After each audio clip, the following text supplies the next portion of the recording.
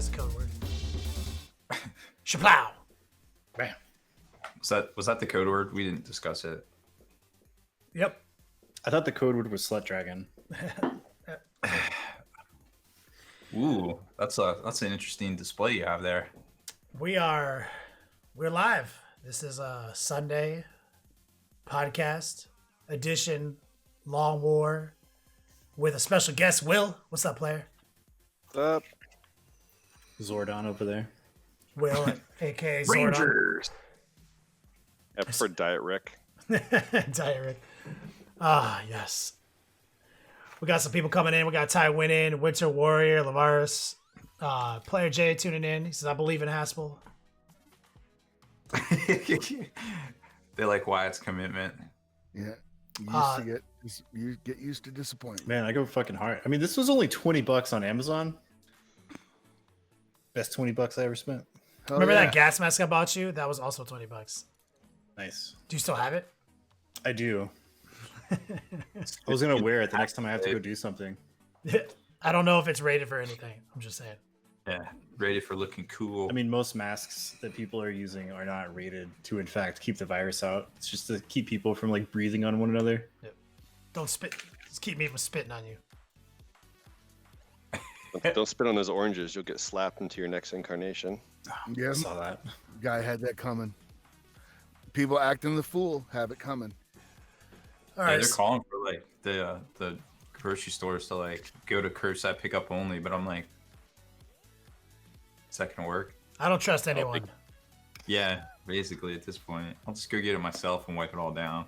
I think it Rip Torn. I feel like I'm becoming Rip Torn in dodgeball now. How so? Are you Like, dodging wrenches in the I'm road? pretty. Like, is it necessary to drink your own urine? No, Oh. but it's sterile, and I like the taste.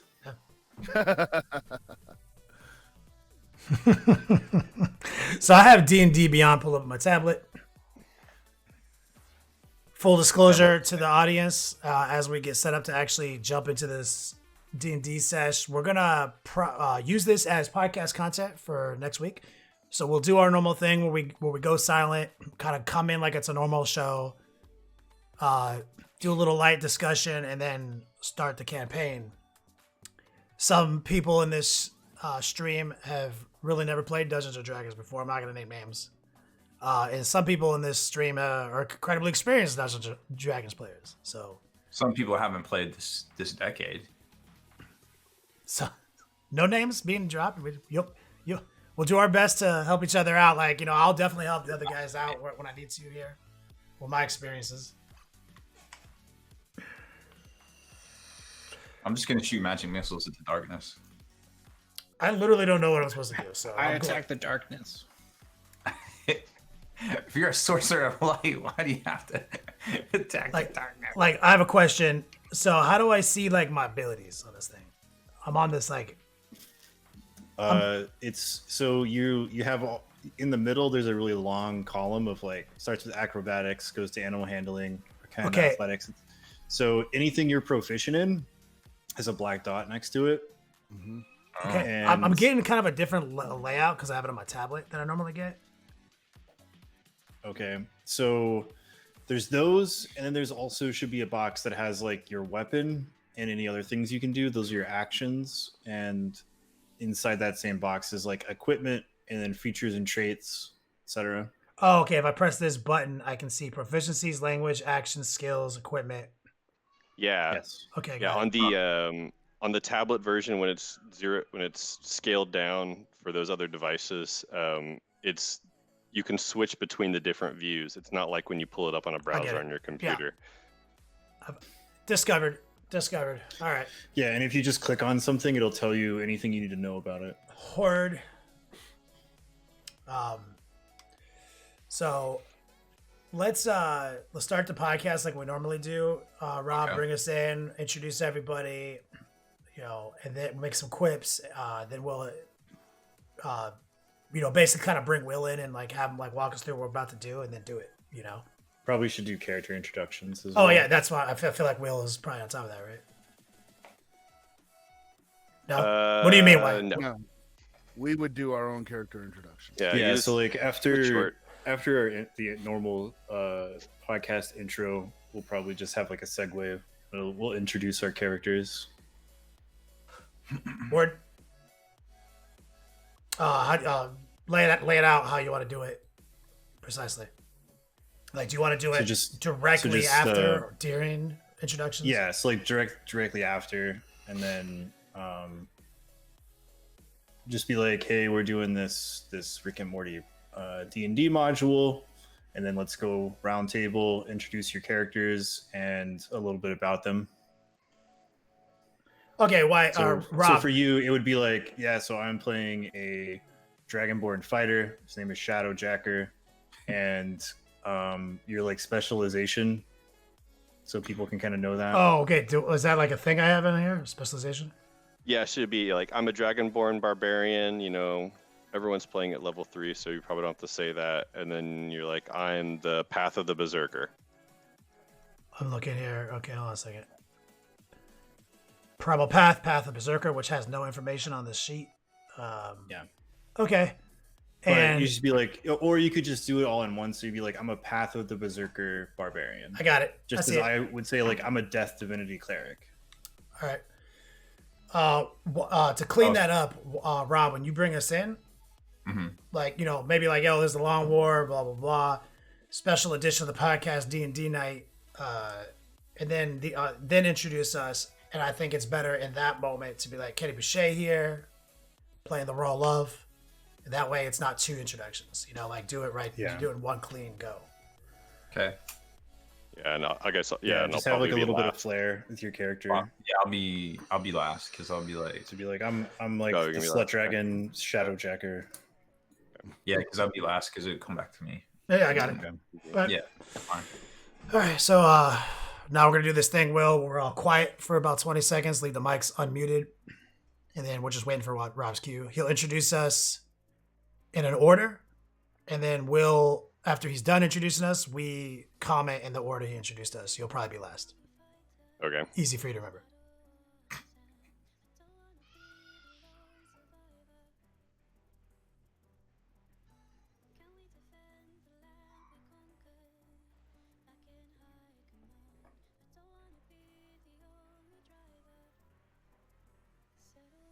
This is the Long War. I'm Robbie B, and joining me once again are my partners in crime, Kenny Boucher, Mike Haspel, Wyatt Turk from Jacket Close Painting, and Dungeon Master Will.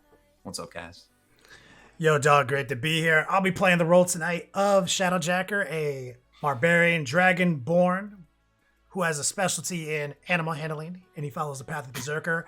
I have recently emerged from my masturbation cocoon, and the reason I'm a barbarian and I interact with animals should be clear if you've ever known what a sled dragon does in his life. And I'm also super jacked because of some light hand bonding that I've done recently.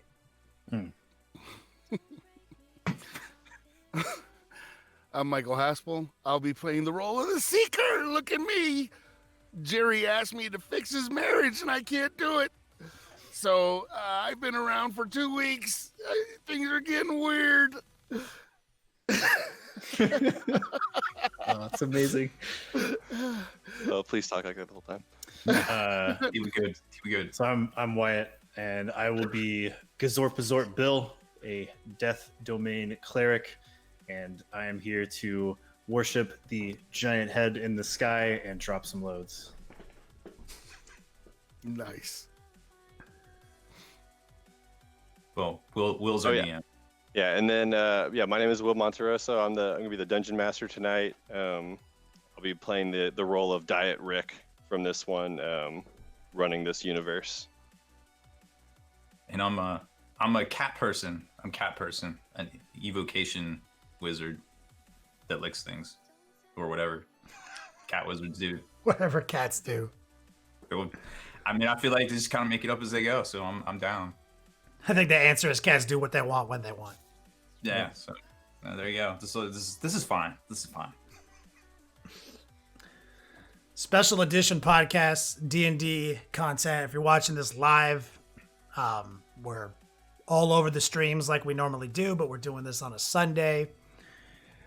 Full disclosure, we won't be doing anything on this Wednesday. This will be the content So if you can't stay for the whole stream, you will have an opportunity to catch it in the form of an audio podcast or even on replay on YouTube or various platforms, longword.net included. Oh, we're gonna literally put this out as a podcast? Yeah. Word. Yeah. You have the mind. Will, why don't you give us some backstory, what we're about to do, what to expect from this, etc. You're the master. You're the dungeon master. Diet Rick. Yeah, so this is going to be a Dungeons and Dragons 5e module, made much smaller than it normally is, so that we can get done with it in the one shot through. Everyone is started at level 3, which normally this starts at level 1, and we're going to be pushing y'all through this dungeon, and it should be pretty hilarious because this lost dungeon of wickedness is essentially a starter set by Wizards of the Coast for Dungeons and Dragons, and it is absolutely hilarious. So I'm really excited to run this with y'all, and we'll see what happens. I'm anxious to begin. I don't know how these things begin, so as a beginner, I'm about to learn some shit. Yeah. So here we go. So you're an adventurer, or maybe you're even a group of adventurers, whatever. Why are you here? No one cares. Don't tell me your backstory. We're to kick ass and find treasure. That's your motivation. Now get ready to roll. In front of you is a dark staircase. Its mysterious shadows beckon you to enter. And by beckon, I mean you need to go down the stairs, or there's not a hell of a lot of purpose for us all sitting around on stream, is there? So you descend down a staircase. This room is dark. Smells like a pet store. It's all wood chips and warm poop down here. A bunch of bats flap around the room. They look harmless. But not corona bats. Do you want to see what kind of bats they are? Yeah, they're the fact that you said they look harmless. Yeah. I got that investigation. He didn't say they are harmless. That's true. Well, I mean, I'm not gonna lie. Bats feel like they're my people. And I see these bats, and I'm definitely compelled to interact with them. So, just letting you guys know. Okay, so are you gonna go down the stairs and enter the room? Yeah. Yep. All right, you get on the stairs, and they immediately fly out and attack you. So everyone, roll initiative. Let's get right at it. Awesome. Oh, that's right. Where's my Okay. roller? Quick question as beginner. What is an initiative roll? So rolling initiative is a 20-sided dice roll plus your dexterity modifier to see what order you're going to go in combat. So the higher you roll, the higher in the order of combat you go, and then it always keeps the same order. So we just go top to bottom. I got 12. I have to roll for. So you got a 12. So what we'll do is, did anyone roll higher than a 20? What's the dexterity modifier? So it's going to be for you in your character sheet. It's going to be, you're going to be 20 plus 1 is what your roll is going to be. I rolled a 19 you're, plus 1, so You 20. got a 20. Yeah, so you got a 20. So you're probably at the front. I need a roll for these monsters. Yep.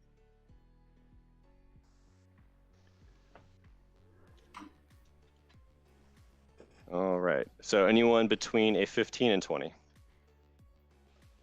I got an 18. 18. So Gazorp Bill, 18. Anyone else 15 and up? Nope. All right. What about 10 to 15? Technically, I got 11 because I'm +2. Yeah. And then Hassel, you said you rolled like a 5 or whatever? 12. Okay. Alrighty. Easy. So, first person that can act is Shadowjacker. So, Shadowjacker, you can go ahead. There are 4 of these, what look like bats that cross with mosquitoes, and they're pretty big. So they're flying right at you. What do you do? I'm going to hit him with that amazing effervescent acid spray. Oh man, going right at. Yeah, so I think Spin that breath weapon right out the gate. I'm going to just All right, so they're going to take dexterity saves or get hit with this acid. So let me roll for their dex saves. An 8 is going to fail, so you can go ahead and roll the damage for your acid breath. Acid breath. Damage 2d6 acid. I'm sorry, I'm confused on how actually to roll this damage. Yeah, it's going to be where is it? You just roll your damage, so it's going to be a 2d6. Roll 2 6-sided dice, and that's the amount of damage they're all going to take. Actually, I have to duplicate this for all 4 of them. It's set at 12. I don't know if I'm supposed to roll anything. Oh yeah, so a 12. So you hit one of them with full force, and the other 3 are going to get glanced by it. So they're each going to take 6. You kill all 4 of them and successfully wipe out these weird bat things that are Stirges, is what they're really called. Nice. I was just trying to help these little guys out with a little soul bonding, you know? Yeah, it's just a little intro thing, so all the characters can fight your own flying rodents, and so you can feel good about yourselves if you kill one. So Kenny opening things with a quadra kill. Yeah, jeez. Spectacular. I don't know how this works. I just want to have fun with these little bats. So, do you want to do anything else in this room? There is one door on the other side of the room from the stairs. But Ooh, you want to do anything? I'll inspect the door. Yeah, I was like, shouldn't I detect it for magical things? Yeah. So the door does not appear to be trapped or anything. Okay, cool. You want to look around in the room for anything, like search around? Sure. Like maybe a chainmail like helm, like set of chainmail you can wear. All right, Gazorp Bill, roll a perception check. 19. As you look around the room, you find 35 silver pieces scattered around. Also, your hands now smell like Stirge poo. Cool. So you have a disadvantage on charisma checks and charisma saving throws until it's washed off. Awesome. You got pooped on. I guess I'll pocket that money then. Yeah. Now your pockets smell too. So the door is unlocked and doesn't seem to have any traps on it. So you're gonna go on and head through. Yeah. So Gazorpsaurus he's gonna walk over and he's gonna like smash that door to splinters because he's kind of upset that he didn't get to do anything. Yeah. So you smash the door. Destruction. Nice. So you smash through the door and you breaks off on the hinge side, and then what I'm guessing here is that a cat person just walks up and turns the knob, and what's left of the door opens off and it falls to the ground from his hands. And it goes into a short hallway with a door at the other end. Go up to that door. Same thing. It doesn't appear to be trapped or anything. You open it, and it opens into a long hall that just essentially everything in this odd-shaped room is white. The walls, the floors, the ceiling, everything that is, except the 4 doors and a stressed-looking lady seated at a cheap desk, writing furiously on paper. Or how about parchment? And she's got an inkwell and a quill pen. How's that for immersion? And a second after the door is opened, the room elongates until it's 100 feet long. Huh. What do you do? I'm gonna cast detect traps. Okay. You do not see any.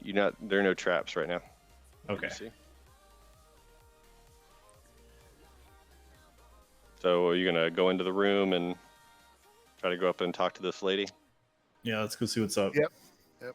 Yeah, I think at least see what she's writing before you decide to talk. Maybe if you can. So yeah. So can we just ask her? Yeah. yeah. So yeah, you want to talk to her and see why she's writing? I'm with that. Yes, I would like to ask her what she's writing. Yeah, she says, I'm a ton of pressure. Just you can't bother me. I've got to finish writing this part of the dungeon. Please leave me alone. Okay. And she says that I'm an intern. I really need this job. I really, really need this job.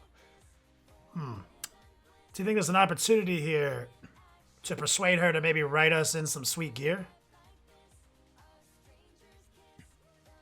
I would like to ask her that.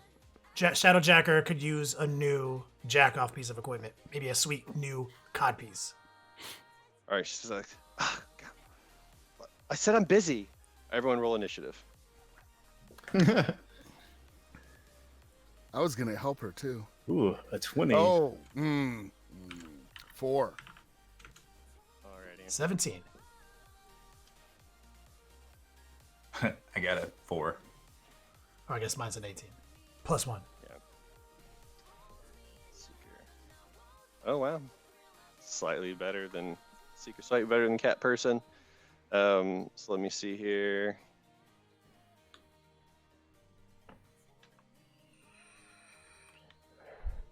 All right. So here's what happens. Creepy mouths form on every surface of the room. They're jerks. And they essentially start berating you. So go ahead with Shadowjacker. Take a wisdom saving throw as it mocks you incessantly. Okay, is that a D20? Yeah. Yeah. Do I add anything to it? I rolled a 12. You're going to be adding a 1. Yeah, you have +1 wisdom saves. 13. Yeah. So 13. All right. So you suffer from low self-esteem, imposing disadvantage on attack rolls and ability checks until the start of your next turn. And then now it's Gazorp Bill's turn. Okay, so like there's a bunch of mouths on the walls, and is the lady attacking us? No, she just keeps writing. Oh, okay. So, all right, I'm assuming she's just writing these mouths on the walls. So, I'm gonna roll up to her and inflict some wounds on her. All right. So I think that's an attack. I rolled an 8. An 8 will not hit her. So. All right. Alrighty. Bonus action. I'm gonna do Sanctuary on the Seeker. All right. And then now it's Shadowjacker. You're up. Could I possibly intimidate this lady into stop writing? You can try. Oh, I'm going for it. There's the first utterance. So intimidation roll. Yep. How is that? Is that also a D20? Yeah, it's going to be a D20, and then you're going to be adding +1, it looks like. Wow, 15. Alrighty. So she stops writing for a moment and looks up at you, and she says, I'd really like to help you, but I really have to finish. Please stop bugging me. Well, I'd really like to stop bugging you, lady, but got places to go and people to hand bond with, so. Yeah. So that'll take your action, and so we'll move on to the next. So it'll be the Seeker, who has Sanctuary currently protecting him. Yeah, so I'm gonna ask her if she needs help. Like I can fix it. I can help you. I'm Mr. Meeseeks. Look at me. All right, roll a persuasion check. All right. Oh, Sadness. no, not good. Oh man. So yeah, that does not work. And she's like, I think I need someone a little bit more talented, and she keeps writing. And then it's Cat Person. So I want to I'm gonna like kind of approach up, but I want to try to figure out, like, you said there was a door like down like 100 yards or whatever. You said the room elongated. Yeah, so there are 3 doors, and now they're all the way at the very other side of the room. The room is elongated, so it's the 4 of y'all, and then probably like 60 or so feet, and then the table, and then another like 40 feet, and then there's 3 doors way at the other end of the room, based on how big the room used to be. So, And I guess we're up by the table now. yeah, you're sort of in between the table and the door you came through. Okay, so we'll kind of go to where the other guys are, and then I guess I'll do this. What is it? That spell where I kind of stun people so I can get away, but maybe it'll just like give her a minute to like, I don't know. Oh, you're talking about Is that it? shocking grasp? You can do shocking grasp on her. That's fine. Yeah, go for it. All right. So what do I need for that? I think it's a I like the way that melee spell sounds. A little spell shocking attack. grasp. Yeah,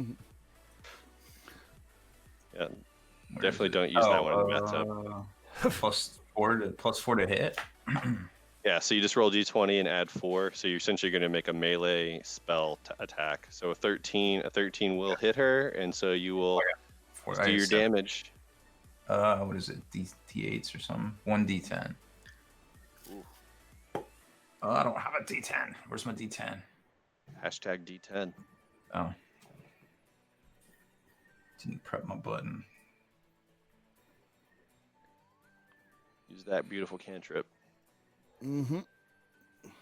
Oh, 1 damage. 1 damage. She is I'm mildly annoyed. she's electrocuted slightly, and she cannot take reactions until the beginning of your next turn. There you go. Alrighty. You're welcome, guys. So now she looks up and she's like, "This is extremely frustrating, everyone." In a very annoyed tone, and out of ideas, the rider throws a portal at you. Each of you need to take a dexterity saving throw. All right. A 4. Great. Ooh, not much better here. 5.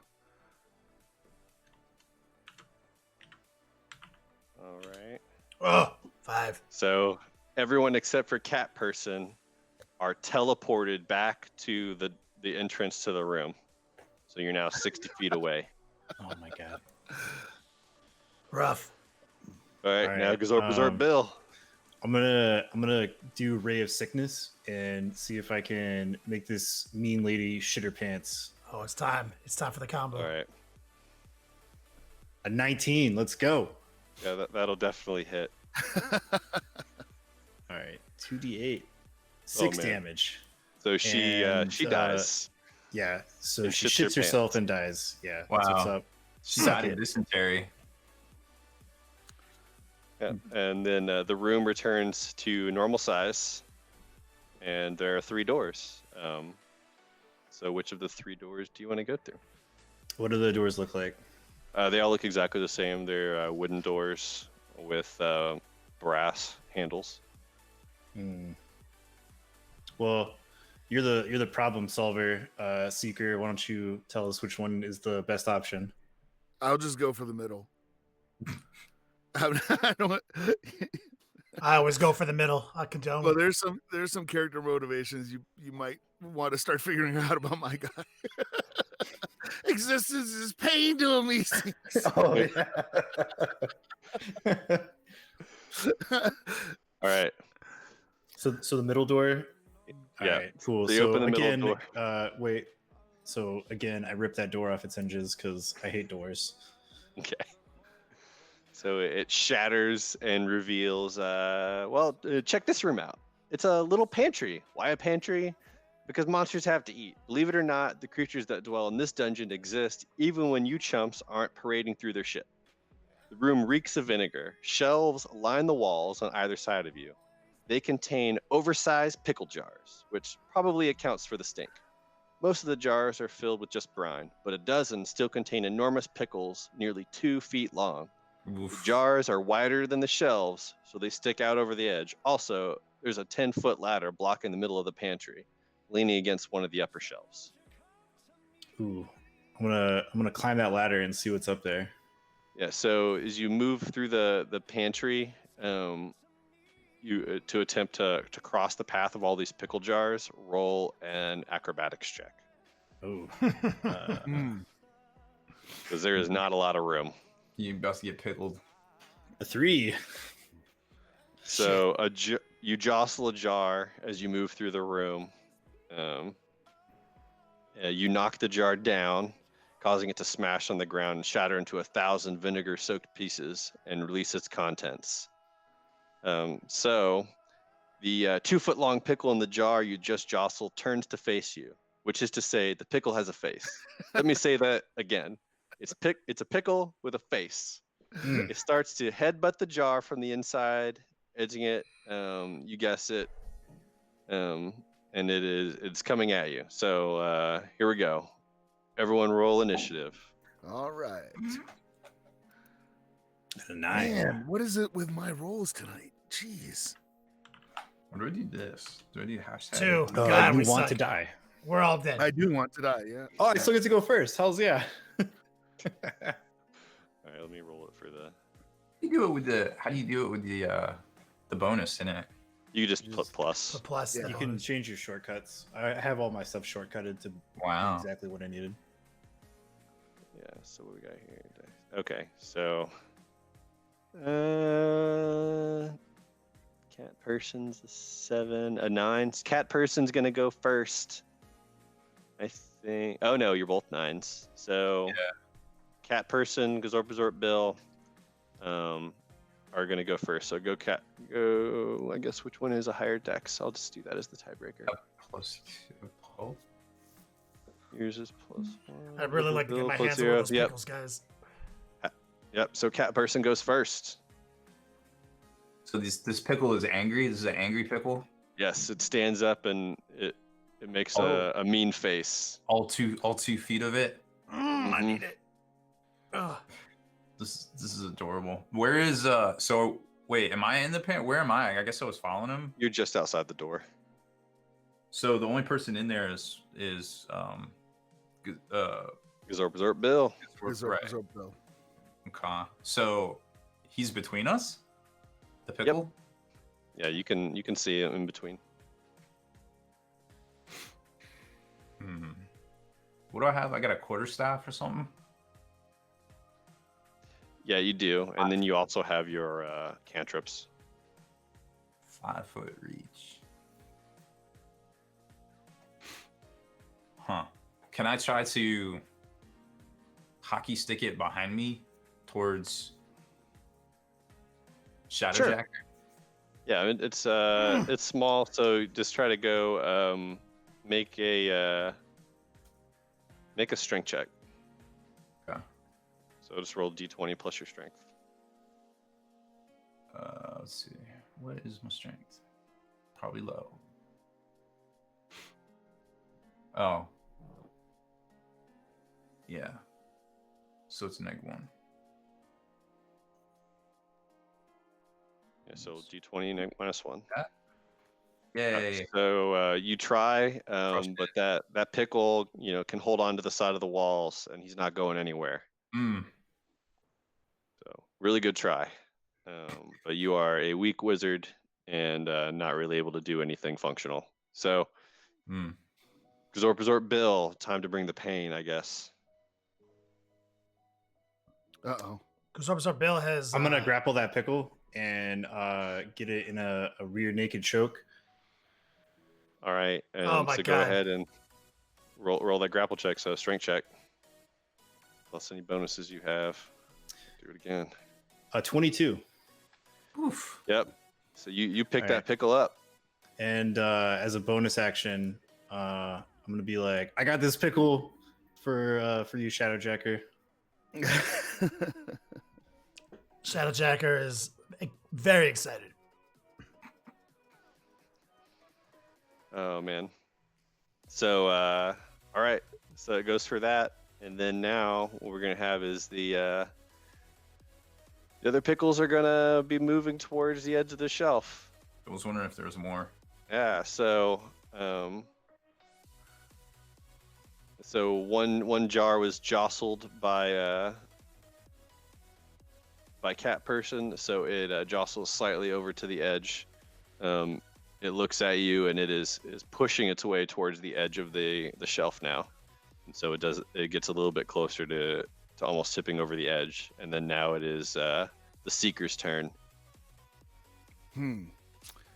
And let's see. So Gazorpazor Bill is still in the pantry, right? Mm-hmm.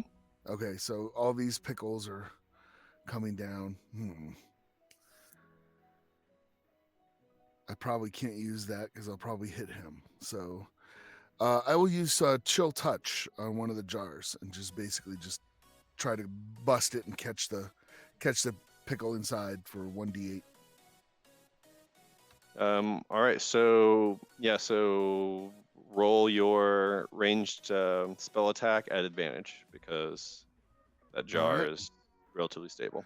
Wow, that was terrible. I mean, it's so you're going to hit the jar Yeah. and release the pickle. So the pickle Yep. falls to the ground and takes some squishy brine damage, and then your turn is going to be done unless you want to move into the confines of this little. No, Cupboard. I'm not doing that.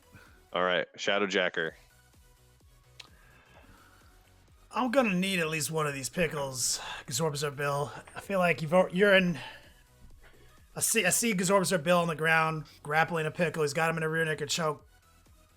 That's my pickle. Fuck all these Okay. other pickles. Yep. So I'm gonna protect Gazorpazor Bill. I want to leap in there with my warhammer and just obliterate this shelf of pickles as recklessly as possible. Okay, so essentially the other 9 pickle jars, or other 8 pickle jars, come crashing down, and you now have 10, I guess, call them lycanthro pickles, standing up, ready to attack all of you as they grow arms and legs. Oh, okay. All right. So move did that. Cat person. So I think I'm just gonna do this this here area of attack. What was that one? No, is that it? Burning Hands. Yeah. Oh wait, 3d6. That seems like bad. That could hurt them. Oh no, so you are an evocation wizard. So Burning Hands, you can make it so that both Gazorpazor Bill and Shadowjacker automatically pass, and when they pass, they take no damage. So you can Burning Hands and hit everything in that cupboard. I just want you to know, And cat you person, I'm willing to take a little pain in this session. It usually spices things up, so go nuts. But yeah, you feel can like- choose to make the fire go around Oh. spell level +1 of your allies, so which would be 2. So you can go up there and Burning Hands that whole cupboard. Yeah, let's do that because I feel like being a cat person, if there's something on the edge, it needs to fall over anyways, even if it isn't. I'm honestly shocked you're keeping your cool with all these like zucchini-like Pickles, objects being scattered around the floor. Oh, I forgot Well- about that. Well, yeah, but they didn't try to sneak up on me while I was eating, like every other human, like puts a cucumber next to a cat when they're eating. Like, why would you ambush a cat like that? That's just mean. Yeah. So All right, go for it. Yeah, let's do that. So what do I need? I think your spell save, they'll take a save, so you just do it. So they have to pass a DC 12 dexterity check or take the full damage of this. You can go ahead and roll the damage, which I think is, I don't know what it is. 3d6. It looks 3d6 damage. like. Okay. What's their dexterity? 3d6 like that. So 7 to everything.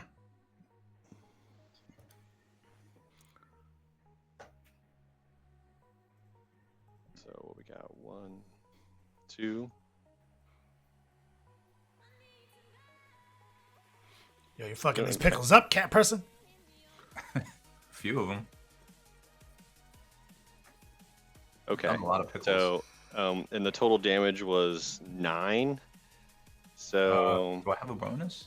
actually, yeah, they all die. because even if they take half Oh. damage, they die.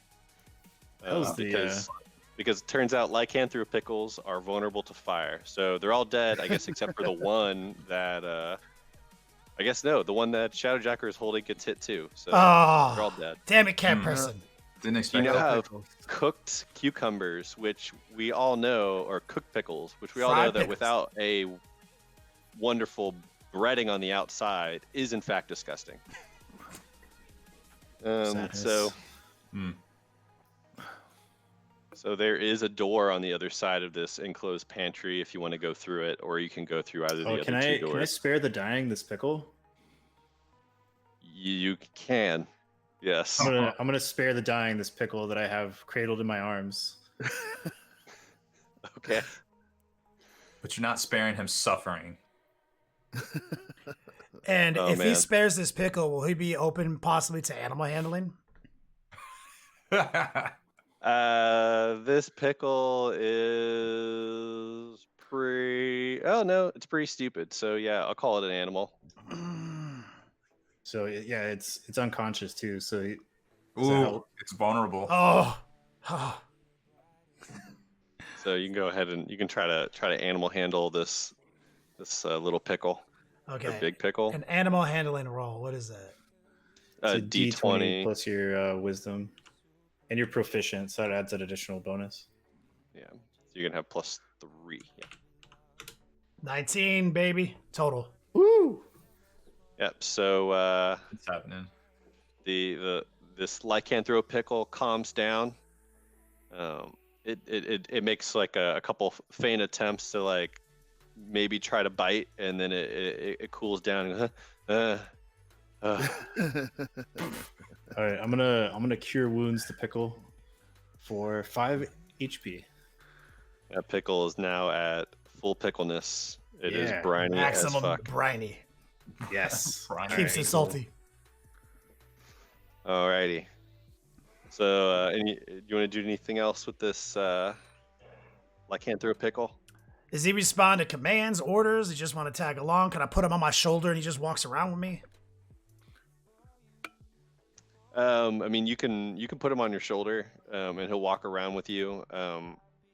Obviously, he does seem to be very afraid of the little bit of fire that's still happening in the cupboard. So that might be a word of warning for you in the future. Look, little pickle. We are together in this now. You're my boy. Ain't nothing to worry about. You roll with us. You roll safe. But there is going to be some hand bonding later tonight. So understand that. I want to search the cupboards for sardines or. Oh yeah, what was up that ladder? Yeah, I mean, so that ladder is it goes up into a trapdoor. Ooh, can I like peek through the trapdoor stealth like? Yeah, I mean, it opens down, right? So it'll be, appeal as like a hole to everyone else. But yeah, you can try to poke your head up and see. So roll a stealth check. A 7. So you make a lot of noise and knock whatever remnants of shelving down as you climb this ladder. I am a large quad-armed beastman, so makes sense. Yeah. And essentially what you see is just a big empty room is all you can see. You can see it looks like there's like a tiny little, some like stonework on the floor. But Can I do a right. perception to see if I know what it looks like? no, essentially it kind of looks like maybe like a raised platform. It's kind of difficult to tell from your angle because you're just barely up from the floor, right? But you're like eye level with it. But it looks about 10 feet away. And All right. Well, I'm gonna tell the guys like, hey, this room looks empty, and then I'm gonna climb up into the room. All right. all right, so you get up. I assume everyone else comes up with you. There's no reason Sure. not to from Yeah. this one. So, well, what do we have here? let's take a look. Looks like some designs carved in relief on the floor. From above, you realize that these designs are actually dozens of tiny hallways connected to tiny rooms. Some have teensy treasure chests, while others feature tiny traps that would have trouble catching a mouse. But it's not mice these traps are after. Then trail off dramatically. Sorry, that was a note to myself. I shouldn't have read that out loud. All right. All right, I have a bad feeling Zorbasorb does not like tiny humanoids that could possibly crawl into his orifices. Mm-mm. We should be very careful.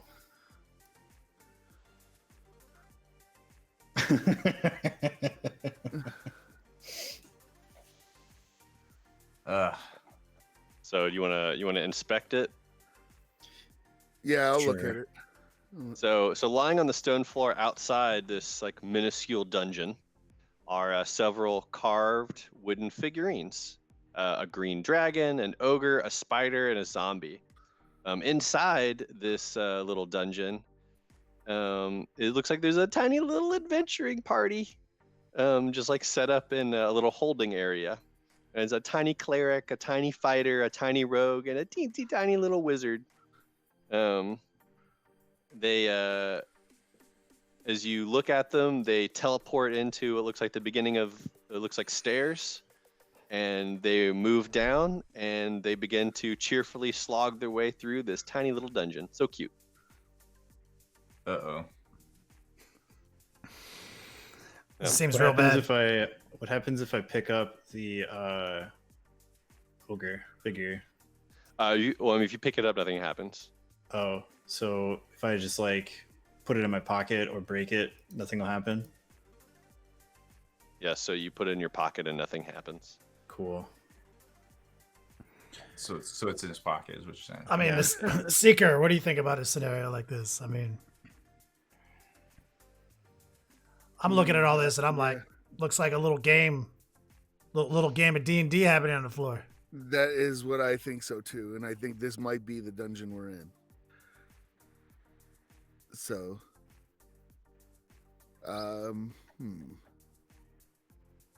yeah, I'm gonna look to see if it matches the layout that we know of the dungeon so far, which is only 2 rooms, so it's not gonna really help. No, there seem to be like a lot more treasure chests, seeing as you haven't seen a treasure chest yet. Okay. And they do, one looks like a sneaky little rogue, so they don't appear to match y'all in any way. Okay. Is there any way for us to gain more visibility in this room? Maybe there's something we're missing. No, I mean, for this one, so there's a door at the other end of the room. This one appears to be made of iron. Oh, we're in a fuck dungeon, guys. Ugh. Must be in West Virginia. Got it. So I'm gonna I'm gonna pick up that zombie figure and put it in the dungeon and see what happens. So you place the little zombie figure in there, and it comes alive. It hungers for the flesh of tiny adventurers. It immediately moves toward them.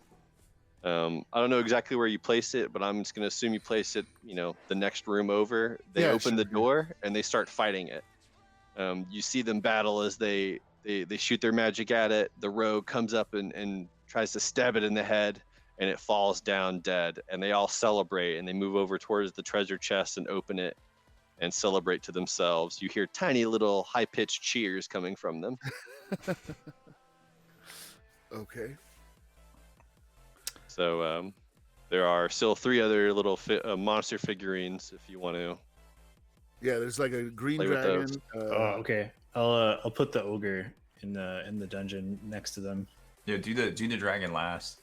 Yeah, they freak out as an ogre suddenly appears in front of them, and they start battling it. The ogre comes up and squashes the wizard like a bug, and you can see his body flayed out on the ground as he's taken by surprise. The fighter and the rogue team up and try to take it down together. You can see the cleric casting healing spells on the fighter, and together they work really hard, but the ogre slowly but surely kills now the rogue first. And so, do you want to do anything? I'm gonna like squash the ogre with my thumb and laugh because I'm like, because Zorb is God. So you immediately take 5 lightning damage as the set essentially comes from the dungeon itself. Whoa. This might be a. I'm not gonna lie, guys. I think we gotta kill these guys. I think we gotta murder these dudes. So Yes. I vote for putting that dragon in there. Cool. Sure, why not? Oof. Yep, Poor little so, adventuring party. so you put the dragon in there, and it breathes a fire covering the entire room, roasting all these tiny little adventurers and the ogre. And it roars in victory, and a tiny little treasure chest opens up all the way at the end of the dungeon, and you look inside to find an unbelievably tiny wand of magic missiles. So Well, that's all any of you about- can take that. Yeah. Rob can get his squanch on. That's all. Sure, I'll take it. Rob, And it is really small. It's like a little splinter size, Put it up. but it works like a normal magic missiles. Can I make it a digital weapon? Can I like fashion it into a ring, or put it on one of my rings, my cat rings? No, but I can say for you that each time, if you put it away, you might want to hold on to it, because if you put it away, there's probably 50-50 chance you're going to lose that thing, because it is really small. Okay. So you may want to keep that thing out. But I mean, you could always cast detect magic to find it again. Okay. Yeah. All right, so you hear the locking mechanism on that iron door unlatch, and it unlodges open. All right. so Cool. Let's go. fuck Run through dungeon that door. exit discovered. Yep. So an innocuous looking teal cube sits on a pedestal in the middle of this room. Atop the cube is an inviting button. Oh no! Engraved on the back of the pedestal is Oh, no. a sentence none of you can read, no matter how hard you try. Oh no, Seeker, what do you think we should do? I'm gonna. Well, one of you can read it. Sorry. Yeah. So I'm gonna try to read the writing. It says, "I'm Mr. Meeseeks. Look at me." Awesome. Yep. So now we have a Meeseeks box. I'm taking it. Cool. Awesome. Meeseeks, So I'm gonna- Seeker, are these your people? Are you? Yes. So I can rope in a bunch of people to share in my misery. I thought you were one of those off-brand. I am a Kirkland Meeseeks technically, but it's the same thing. Oh my god! Cool. What else is in this room, or that we just opened this door to? Besides, Yeah. That is it. That's the only thing in this room. You would have to go back to the other room to.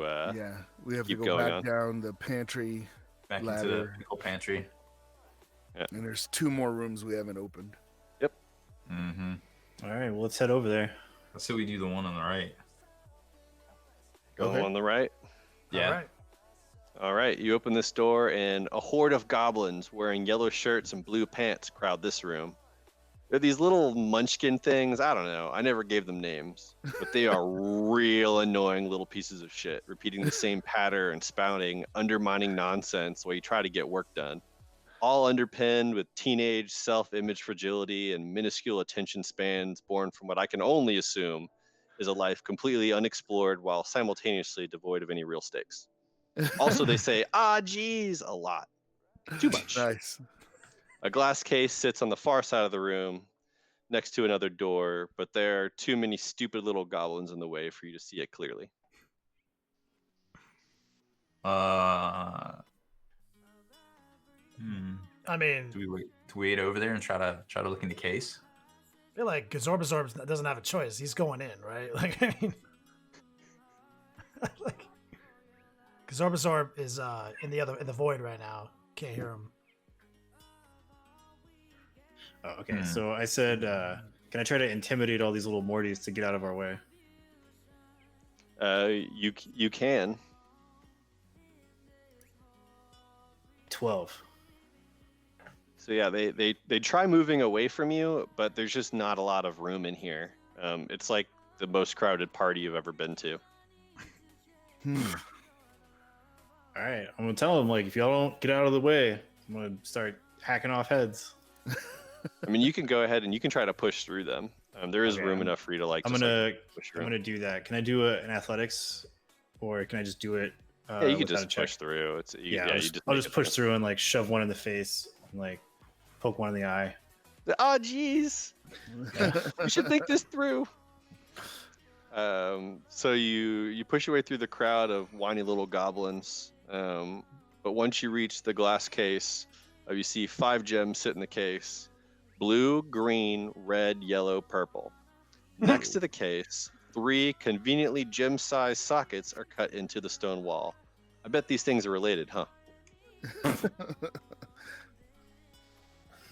right. So they were Be what, like- blue, green, Blue, green, red, yellow, and purple. red, yellow, and purple. Okay. I'm gonna ask the Mortys. I'm like, hey, which one of these should we use for this thing? I don't know. Maybe try the purple one.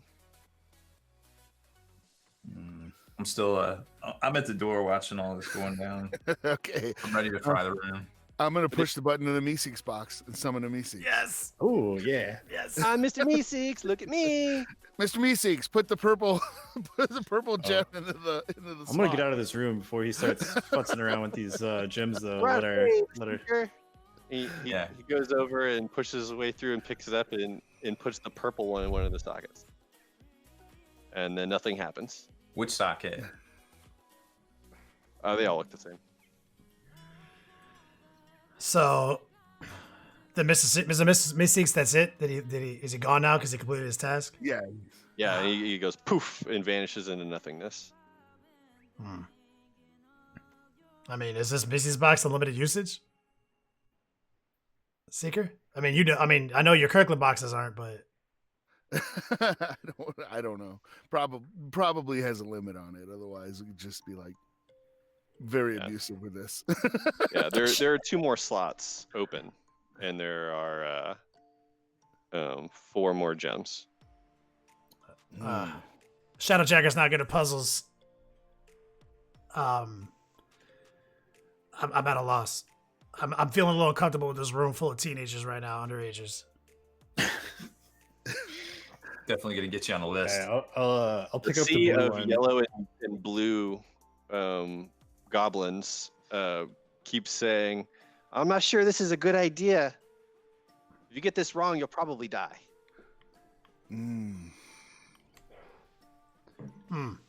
Shadowjacker now believes we should leave this room and see if there are clues in other rooms before we die.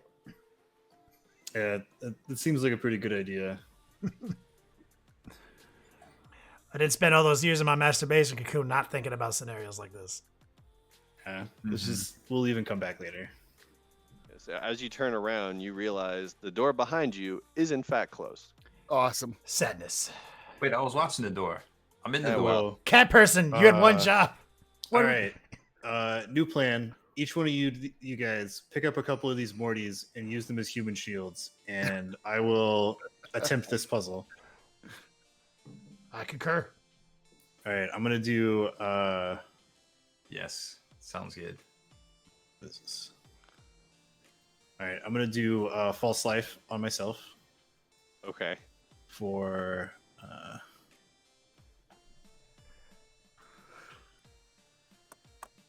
For 1 extra HP. All right, Yeah. so I'll pick up the blue gem and slot that one in.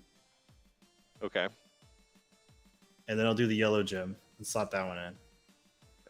So right now the purple, blue, and yellow gems are in, and nothing happens.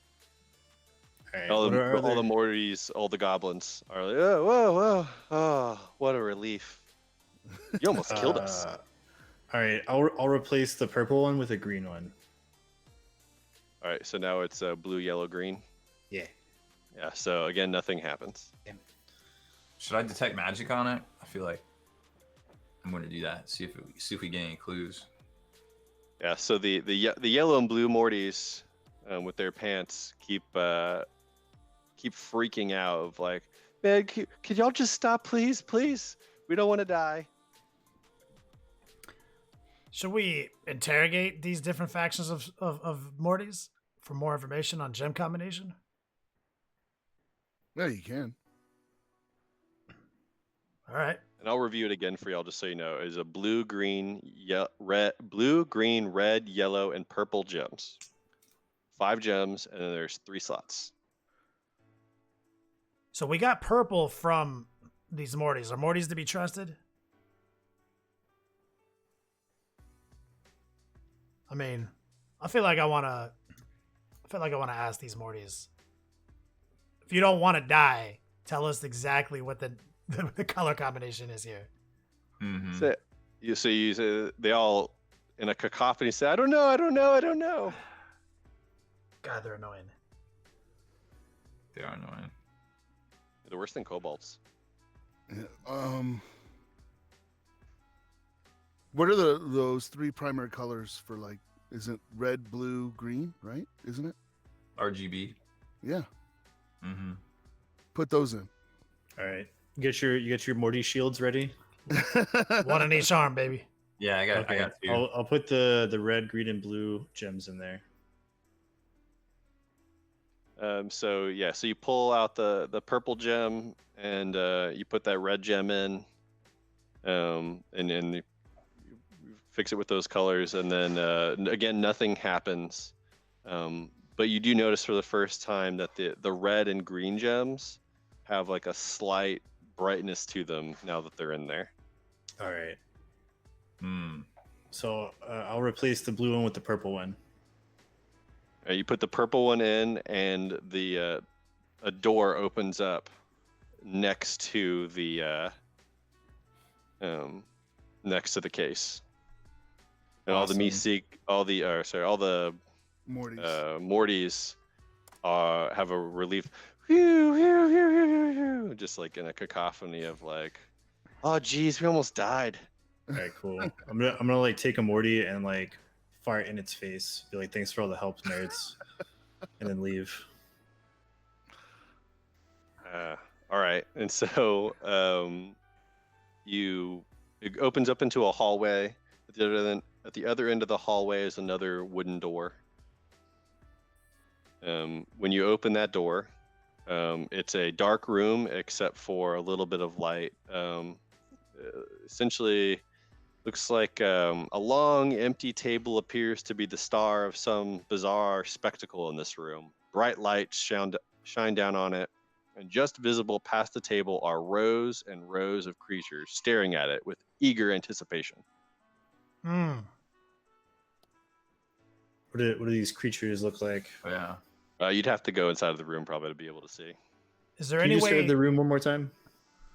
I'll say exactly the thing. It's essentially it's a really big room, and there's a long table in the middle, and there appears to be like a light shining down on that table, really bright lights. The bright lights seem to be coming from behind what looks like bleachers set up with people sitting in them, Oh no. and they're all like looking intently at this table. So I'm gonna bound up over top of some Mortys, my cat-like prowess, and get up into where they are, I suppose. And I want to go inside the room, or what is on the table? nothing's on the table. Nothing's on the table. I've heard about these dinner parties, guys. This is definitely Well, there are no chairs at the table. It's just looks like a bar height table, and it's just sitting there. Lots of lights and people looking at it. Mm-hmm. Pictures. Maybe they want a performance. Maybe Shadowjacker should give a performance of his skills. All right, Yeah. I'm down to go in there. Got a I've got pickle. I've got You my can pickle with demonstrate. me. So, I'll take point. I don't think I have any magic to buff my shit up. So, All right. So you're all gonna go in the room. Yeah, sure. I'll go in first with my pickle. So you've barely set foot in the room before you're blinded by a bright light and deafened by the sound of a raging river. Or wait, is that applause? Takes your eyes a moment to adjust, but you soon find yourself squinting into a magic spotlight hanging over rows of enthusiastic monsters. Their faces are masks of delight and relief. A hobgoblin beckons you to join her in the middle of the room. Okay, Tells you let's go guys. see what's up. Yeah, so yeah, she urges you over to her and she says, "Welcome to the finest dungeon entertainment this side of the staircase that led you down into the dungeon. The Spawn Sword Ship Hour. Monsters love commercials, and this show is entirely that. Commercials!" The crowd erupts into cheers. This sounds like a horrible premise. It sounds like a horrible premise for a show, to be honest, but monster life is probably pretty bleak. So, the hobgoblin introduces herself as Clark, and she explains that you need to get ready because we need you to put on some entertainment. So she asks you, "Are you ready?" Oh, I'm ready to get swifty. If you guys So, are. for any of you who are truly ready, she whips out an object and slams it on the table before you. The audience gasps. What you see is a large pill-shaped metal object, crisscrossed with straps of black leather. It opens to reveal 3 smooth, suede sausages. Each sausage emits a groaning sound at a slightly different pitch when pressed. And now sell it. Okay. I feel like we can call maybe Mr. Meeseeks to sell this for us. Yeah, but that's kind of a cop out. Because if he can't sell it, I'm not gonna rope another Meeseeks into the same situation I'm in. Existence is pain. So we got Yes. some groaning sausages. Yep. Do they make any other noises? Or they just I mean, groan? they just go slightly different. Each one is just a slightly different pitch And only when we press them, or all the time. when pressed. Oh, well, it's a keyboard, guys. Yeah. All right. Do you want to try first, Skinny? I've got an idea here. Look, check it out. Go with me on this, guys. Next time your planet is invaded by giant floating heads asking you to put on the sickest music performance of your planet's existence, you need a sausage box. Right? Sausage boxes innately hit that tone that got what you want. Check it out. I'm gonna turn it over to the Seeker here to do a live demonstration of how swiftly you can actually get one of these. All right, so I will just start pushing the different sausages in different patterns, There you go. trying to make something somewhat musical. So as you push them, the crowd go, ooh, as you go,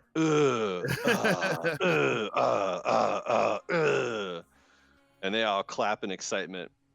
Particularly the 8 bugbears standing in the audience, and one very confused-looking zombie. So they start throwing coins at you in excitement as tips. I'm gonna go And, around and gather up all the coins while everybody's distracted.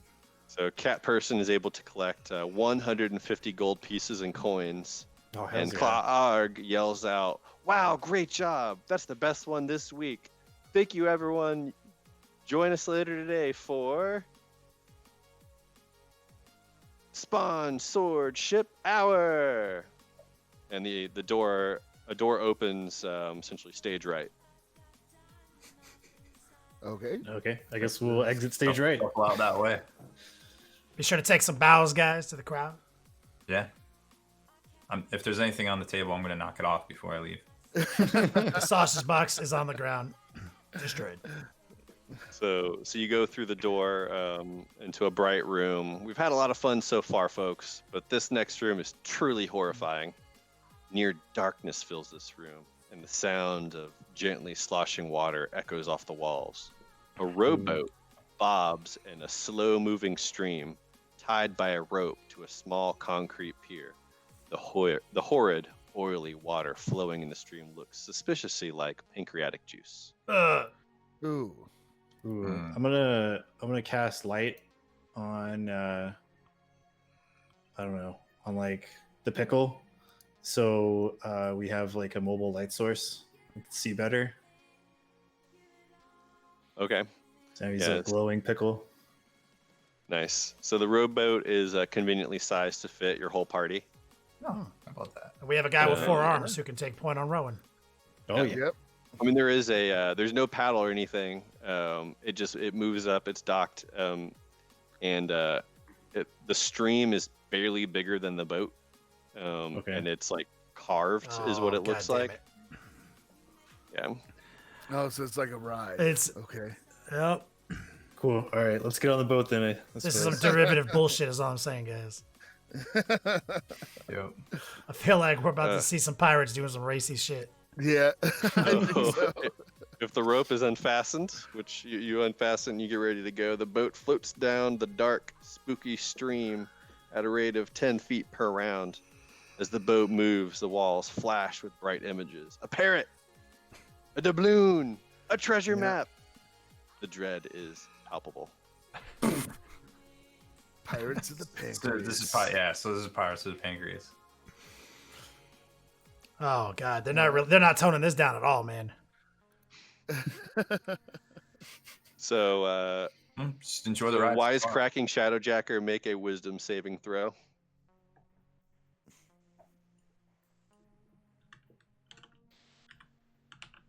What, +1 wisdom? Yes, yeah, you're gonna Oh, sadness. Barely made it off a critical. Oh no. you gain a permanent fear of pirates, mostly making you the most sensible person in this party. I'm gonna have to update my wiki page.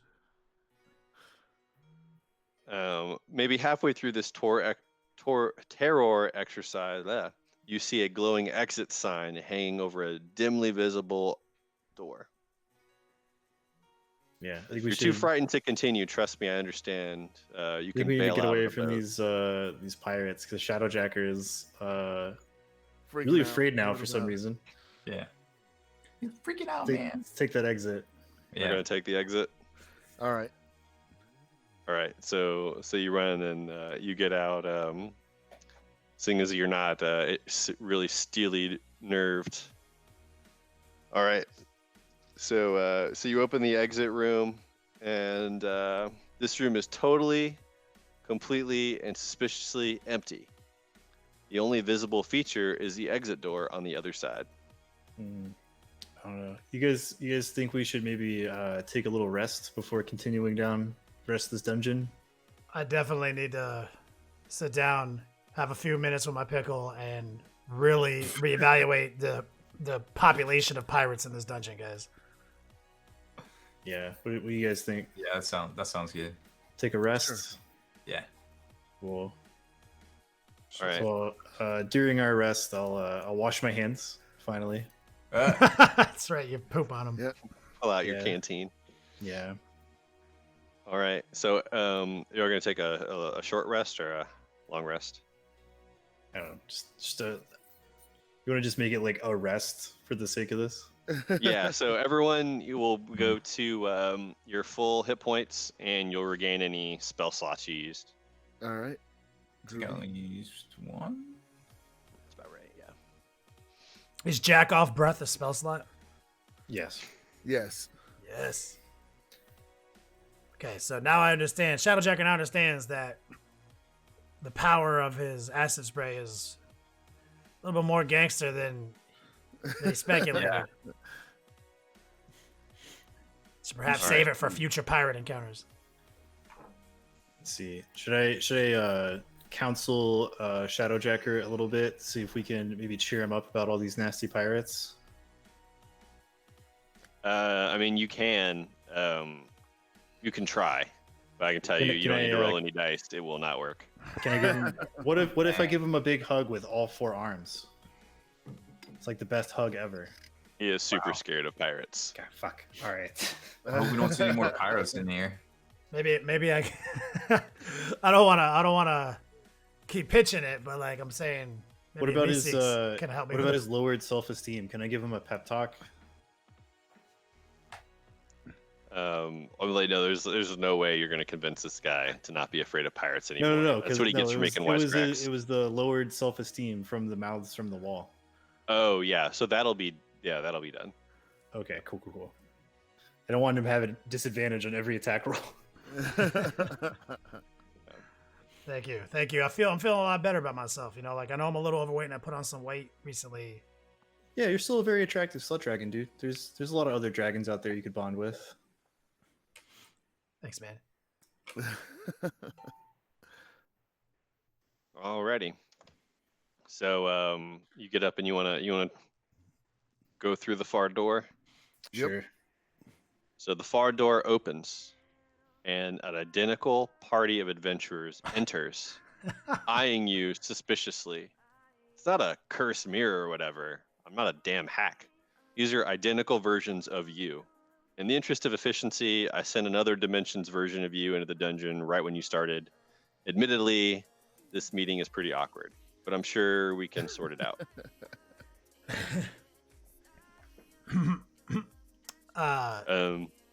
As long as they're not pirates, I'm feeling pretty good about this. So Yeah, it was like. So they walk up to each of you, essentially stand right in front of you. So there's an exact copy of you facing you. Okay. Then a dramatic voice yells, "There can be only one!" Suddenly, each of you is isolated in a one-on-one confrontation against your double. Fog obscures your vision of everyone else. Okay. Roll initiative. Oh no. All right. Oh yeah, baby. I got a 19. It's about to go down. The worst possible. what do I have for Dex bonus? Is it 1? Yeah, your initiative is +1. 9. Ugh. So we got Shadowjacker. Resort Bill is a 1. Yep. Resort Bill. What does a 1 mean? Is it like you just? I'm last. You'll be going last, yeah. Where's 18 is here. Okay. All right. Seeker's So fast. the each of you, your clones are going to be going first on this. Oh, okay. Right. So first we'll start with the Seeker's clone. So yours just decides to cast a witch bolt on you. All right. So what is that? Hit. Make a ranged attack, yeah. So pound D20, and what is yours? Is plus 4? Plus 4. I think so, yeah. 22 is going to hit you. Oh. What is it? It's 2d12. Yeah, it's strong. Oh, 1d12. 1d12 lightning damage. Yeah. 1d12. So you take 8 lightning damage. Ouch. From the other you. And then Shadowjacker's copy goes into a rage and attacks him with a warhammer. So Shit. Duck. So and it misses you on a 5. I think it only has 1 attack, right? Yeah. And then Cat Persons tries to cast a second level burning hands on you. So let me see what's second level. Well, so it'd be 4d6. Yeah. All right. So take a dexterity save, cat person, as the other version of you tries to hit you with fire.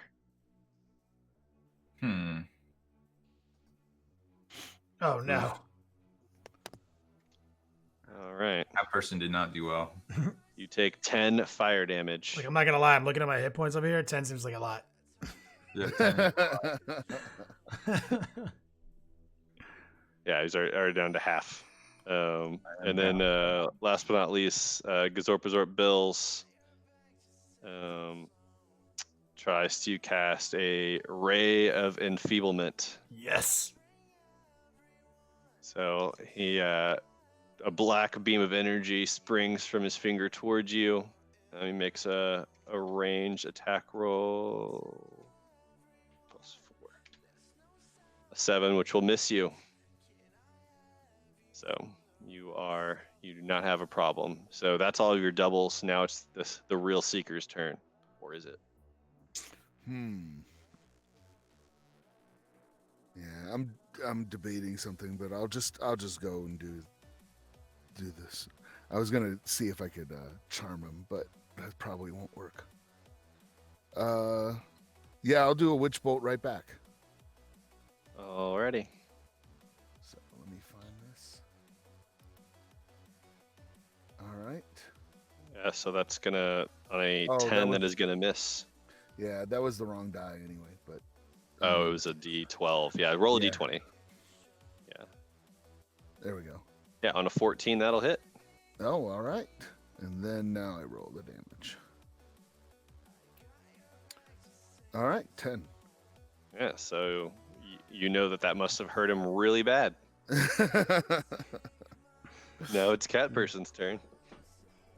I think I'll do the same thing back. Burning hands. Looks like magic missile isn't quite as good for this, maybe. So just roll a d20 for the dexterity. Yep. No bonus. A 20. Ooh. Yikes. So he's just gonna take half damage. So 8. So it takes 8. Ooh. All right. All right. Next is Shadowjacker. Shadowjacker wants to engage with Shadowjacker as much as I want to definitely finally achieve Zen Enlightenment through a self-soul bonding. I'm not seeing him looking too receptive to that, so I'm going to hit him with a reckless attack with my Warhammer. All right. Yeah. So roll 2d20. Take the highest. Plus your with the what? +5. I think I did this right. Are you gonna go into a rage? Oh wait, I added them together. It's two separate rolls, isn't it? Yeah, Oh, but I you got can see what the rolls are. So an 11 plus a 13 plus a 5. So it's gonna be an 18, and an 18 will hit. Okay, I see. Now, what? Roll for damage or something? Yeah. So now you're gonna roll. It's gonna be a D8 plus 3 damage with that Warhammer. Ooh. 10. Yeah. So he takes 10, and you know that took him almost to a third down. Now it's Gazorpazorp Bill. Because over our Bill coming to us from another dimension again. I'm gonna cast blindness on my clone self. So make a Constitution save, Con 12. Oh yeah.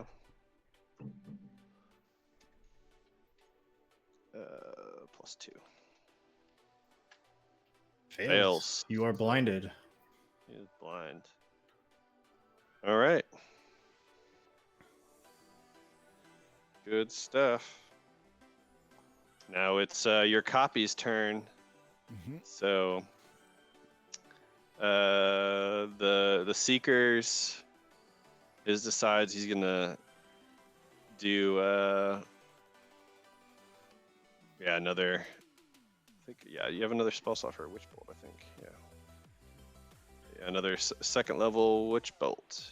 Or no, he's gonna try a hold person on you. Dope. Yeah, so try hold person. So make a wisdom save. All right. Gotta roll at least an 8.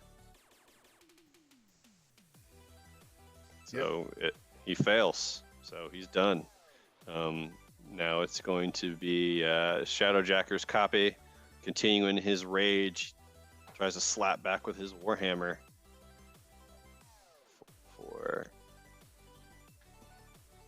He will hit you for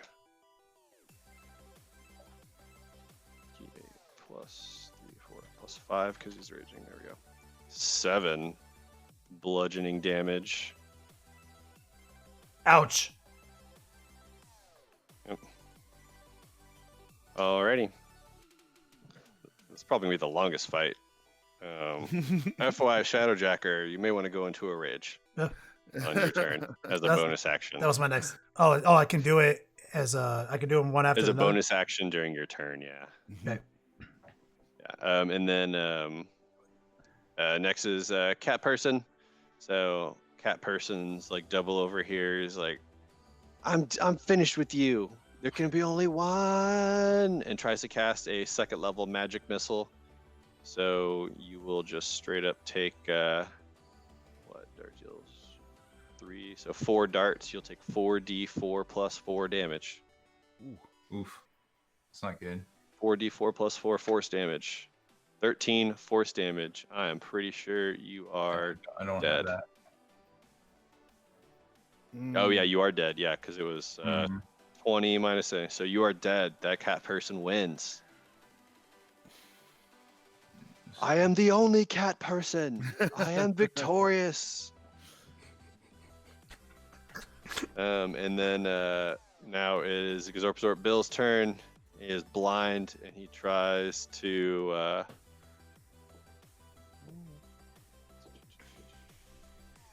I guess he can't get himself out of being blind, so tries to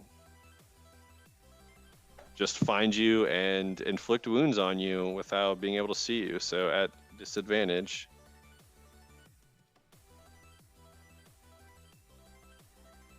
D20 plus D20, yeah.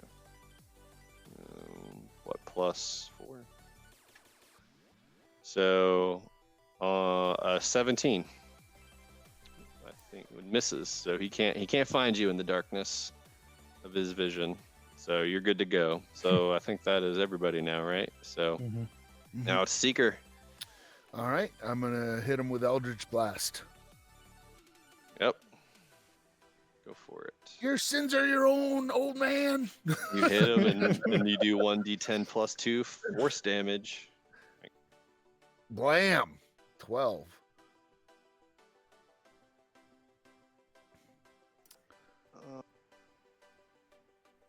He is hurt bad. I feel like we may have lost Zordon for one moment. Oh no. Oh, sorry. Yeah, he fails, and he is dead. There is only one Seeker, and it is That's you. right. The one true Seeker. Yeah. All right. So now it is cat person. Go cat person.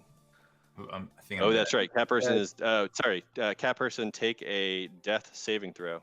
Roll a d20, and on a 10 or higher, you get 1 success, and maybe you can come back and gain consciousness Existence is pain. as other cat person. Yep. So 1 failure. So you have 1 failure. 2 more, and you die for good. So now let's go to Shadowjacker. Shadowjacker enters rage. Puts that Warhammer to some nuts. Alrighty. So is this 1d20? What am I doing here? Yeah, you're gonna roll d20 plus 5.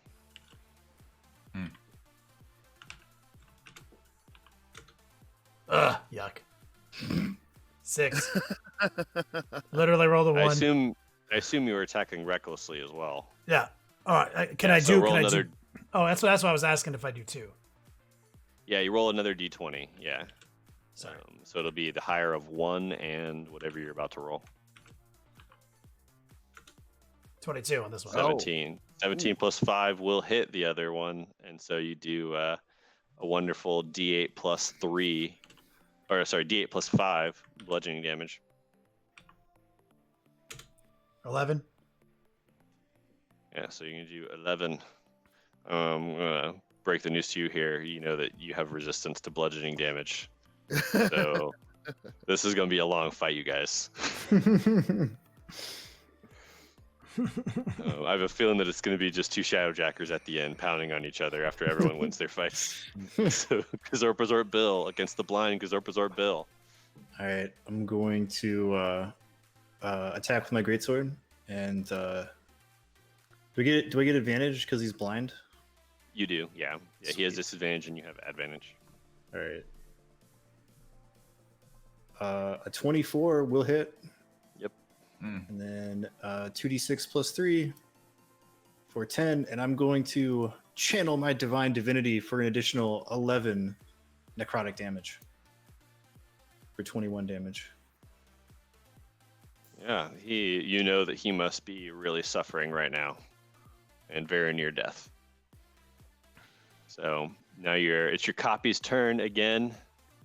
So the Seeker is over here, and his is dead. So I'm guessing he just lies there, and maybe he'll come up conscious again or not. And then Cat Person's just continues to celebrate. There can be only one Cat Person, and it is this Cat Person. And then Shadowjackers they wail on each other. So here we go again. The wonderful pound d20 plus d20 plus 5. So yeah, a 23 or 22 is gonna hit you, especially because you're attacking recklessly on each other. Yeah, you take a wonderful d8 plus 5 damage. I really should just have you roll your own stuff. Should have thought about that before now. So you take 9, and again, now that you're in a rage, you're going to have that and round up. So you take 5 bludgeoning damage out of the 9. I see your point now. Yeah. So and now we'll do Gazorpazor Bill. He is going to just try to cure himself. Can't. Necrotic damage. Oh, that's right. Yeah, so he's just going to hang out, and he's going to try to blindness, deafness. That one doesn't need sight. Yeah, there's not a lot he can do against you now. You've pretty much incapacitated this guy. So he's going to try to inflict wounds on you at disadvantage, hoping upon hope. D20 plus D20 plus what? Inflict wounds plus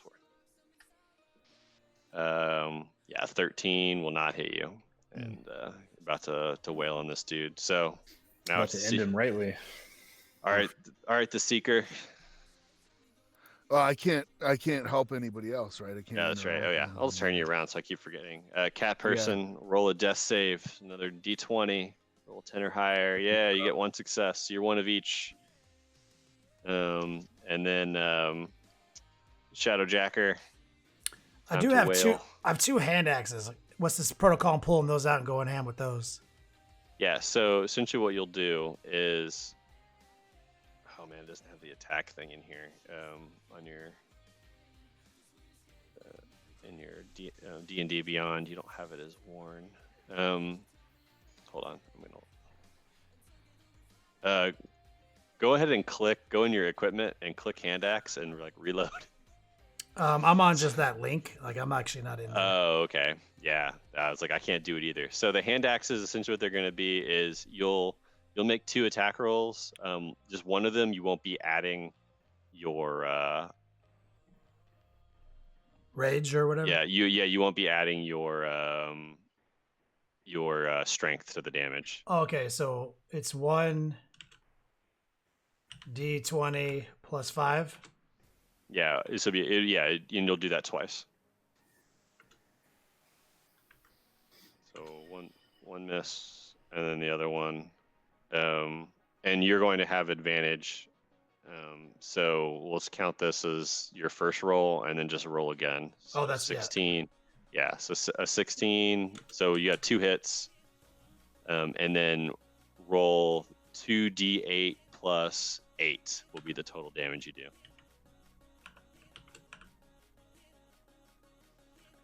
As you hit with both hand axes. Wow. You do 20 damage. You go for... Eat it, Shadowjacker. Eat it, dick. Yeah, so what are we at now? 21. You know that, he's got to be down to like the last third of his health, even with all of his resistance from being raging. So got that one done. Now it's Zorpazort Bill trying to finish off his guy. All right, I'm gonna attack with the old great sword. Oh, I missed both times. Man, crit fails. Yeah, so you miss on that one, and then goes back to the top. So we'll go straight to Cat Person's. Realizes that Cat Person is not all the way dead, and so Cat Person tries to coup de grace Cat Person with a quarterstaff. Oh, God. I have a suspicion we're going to have a new Cat Person in our party, guys. Cat Person Jr. Yep. And he's identical in every way, and so we don't need to... And it's not going to be weird at all that he's exactly... It seems like he's our friend. So, 5 damage. So you are now dead Cat Person. That's going to be 2 auto fails. So Cat Person killed Cat Person. So now we are more lives anyways. So it's just Shadowjacker is the only thing left. So one of the Shadowjackers ends up killing the other Shadowjacker. So Shadowjacker, tell me how Shadowjacker kills Shadowjacker. That was a lot of Shadowjackers. Shadowjacker grappling pinned Shadowjacker, soul bonded with him and became Super Slut Phoenix, who's also known as Shadowjacker. So Shadowjacker is now exactly the same as Shadowjacker was before, except glowing. We have no real idea which Shadowjacker is the one that won. You now all appear, and there's one of each of you left. Y'all look exactly the same, all the way down to holding a Meeseeks box. both of you had Meeseeks boxes, and no, you cannot pick up the other Meeseeks box. Okay. When you try, it is stationed to the floor, and you're unable to pick it up. And a vaguely Rick voice says, "Do you think I would let you do that?"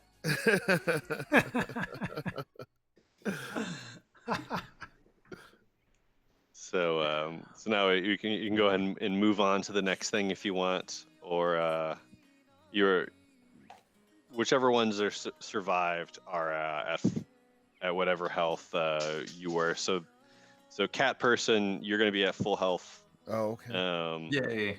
And I think Do I still have I think that's the only one. Yeah, where you actually died, right? But everybody else, we just stay at the health that we had. So. Yeah, whatever. Yeah, thing that you had. Cat Person is gonna be at full health because you got. All right. Yeah. All right. So with that, we move on, and the other door opens, or the door is open, and so you move through it into. Oh man, that's good stuff.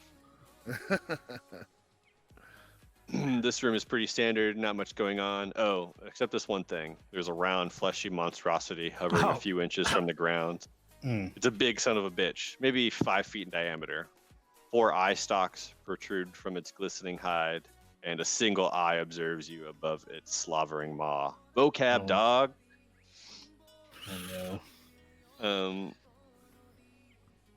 So it shouts directly into each of your minds, one in turn. Show me what you got. I want to see what you got. So So I think you get the idea on this one. I immediately break into a acapella rendition of "Gotta Get Swifty" and pass it down the line after each verse. All right. So if you're gonna do it like this one without actually singing it, roll a performance check. Oh no. Oh wow. Everybody. I'm trying to I remember got an the words 18. to it. I'm Mr. Bulldog. Yeah. Pull down your pants. Shit on the floor. Floor. Gotta get Swifty in Gotta here. get Swifty in here. We're All right, we're rolling d20s. Yeah, D20 plus your Oh, persuasion terrible. modifier. So do this not- is all Persuade. on Shadowjacker. I do not know what Oh, a I got I plus don't know. two. I don't know what a persuasion. Roll Modifiers. d20, and then Uh, add your charisma. Modifier. So it turns a bright shade, or tries to yeah. So it says, "I must burn the sight of this hideous failure out of my eyes." Everyone roll initiative. Come on. Oh, Seeker's all about this. I got a There you go. 14. This is what you get for not just singing it. Damn it. 20. So Shadowjacker 20 with a plus, Seeker 20 with a bigger plus, Bill 13, and Cat Person 13. Oh, you're already with the 13, yes. So, all right. So Gazorp, it'll be Seeker, Shadowjacker, Cat Person, Gazorp, Bill, and I have to roll for this thing, which is.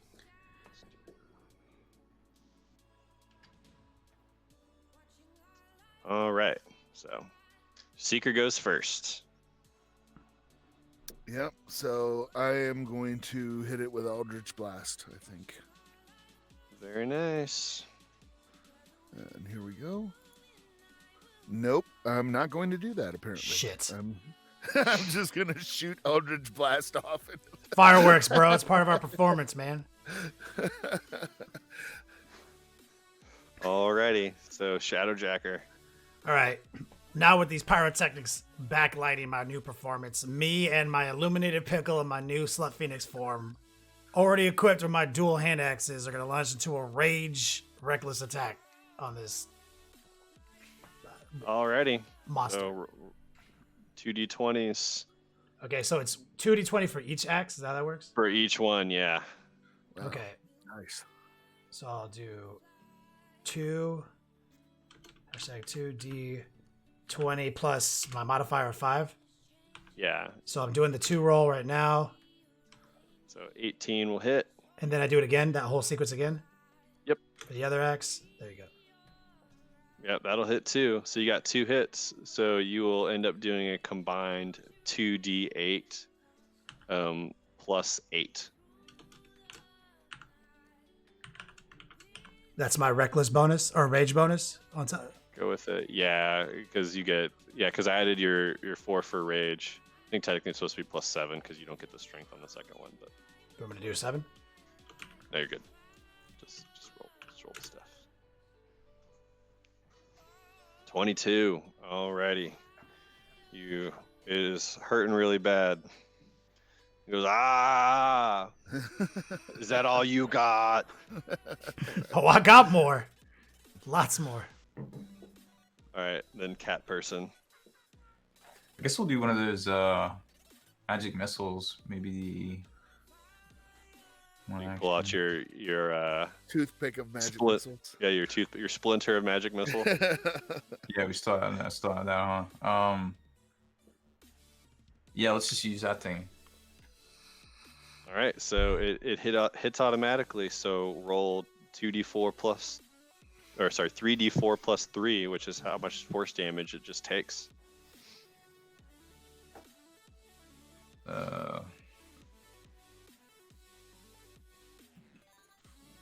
Plus 3. Correct. Yeah. So it just takes 9 force damage as 3 beams of force like shoot into it. I like it when beams of force shooting at things. Alrighty, so now it is Gazorpazor Bill's turn. Oh man, I'm gonna try to hit him with the old greatsword. All right, 18. you hit a giant For, eyeball with 4 eyeball arms. 7. Does that kill it? 7, no. All right, it is I'm clinging to gonna I channel don't divinity. like what you got.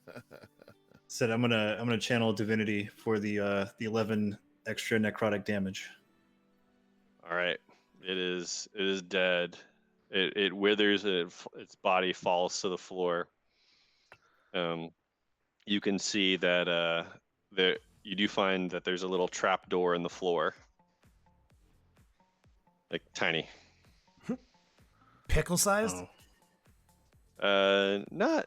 I mean, I guess it would be pickle sized. So there's Oh. a trap door in the floor, and then it's a trap door cubby hole, sort of thing. Oh, glory okay. hole. That's what we call those. Yeah, and you Okay. open it, and you find a bag containing 17. You find a bag containing 17 gold pieces, 2 small rubies worth 20 gold each, and a dead spider. That is, for some crazy reason, worth 5,000 gold pieces. Oh, hells yeah! Hooray! And another door opens up out of the sheer stone. It materializes and opens to exit the room. All right. Guess we go that way. So we have to scoop up the goods first? Oh yeah, Well, yeah. taking that stuff. I don't know how this works. Just saying, like, Yeah, you just pick them up. there's a problem. $5,000 spider in there. We need that. It's not Yeah, $5,000. that's a keeper. I can really fill out my sex dungeon with that stuff. Yeah, let's go. You get a swing even. I already have one of those. Oh, okay. So we move to this exit. And so you move into this room. It's a pretty nondescript room. A treasure chest sits innocently atop a pedestal in the center of an otherwise empty room. That's it. That's the whole room description for this one. Looks like this is just a nice reward for all your hard work. Yeah, Mhm. that's gonna be a mimic or something for sure. I don't. I'm gonna detect trap. Oh, detect trap. You do not reveal any traps. Oh, okay. I'm gonna detect magic. Yeah, you don't see any magic either. All The right, magical. I'm gonna hit my Meeseeks box. I was like, yeah. Mr. Yeah. Meeseeks, go open that treasure chest. So that treasure chest, as soon as the Meeseeks tries to open it, it attacks and bites him. Everyone roll initiative. Good call, Seeker. Seeker. Sacrificing endless Meeseeks. Fuck. You got a Oh, four. look at that! I'm like stunned by seeing my fellow Meeseeks get attacked. So I hard one. Solid. Hard one. Yeah. Ooh. 12 total.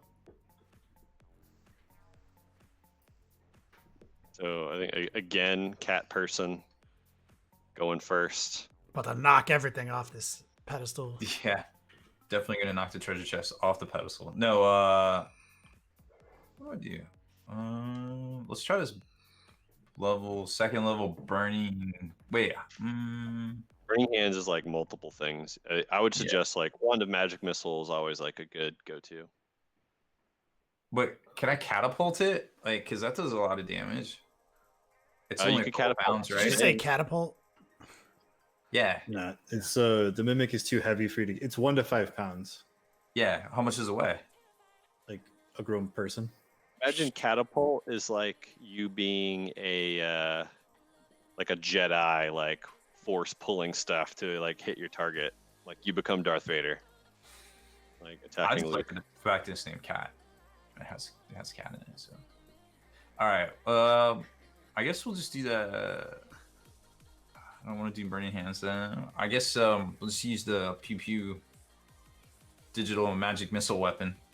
Oh, the tiny one. A tiny magic missile. All right. Or is that first level or is that second level? Like, what is it? It's gonna be cast at first level, so it's gonna be the 3 missiles. Maybe I'll shoot a magic missile. Do these count as against my slots, like for casting spells? Magic missile does, but the wand doesn't. All right, so not the wand. I'm gonna do a second level magic missile this time. All right, so 4d4 plus 4 force damage. It hits it. It dies. Yeah. I did stuff. Yeah. So when it dies, the pedestal suddenly shoots a nasty tongue out of its mouth because it's a mimic too. Oh, no. And so it tries to grab you, cat person. So it tries to attack you with its oh man, these don't have this thing on there. Prehensile tongue. Yeah, with it's a pseudopod tongue. So my d20 plus 5. Yeah. Boop.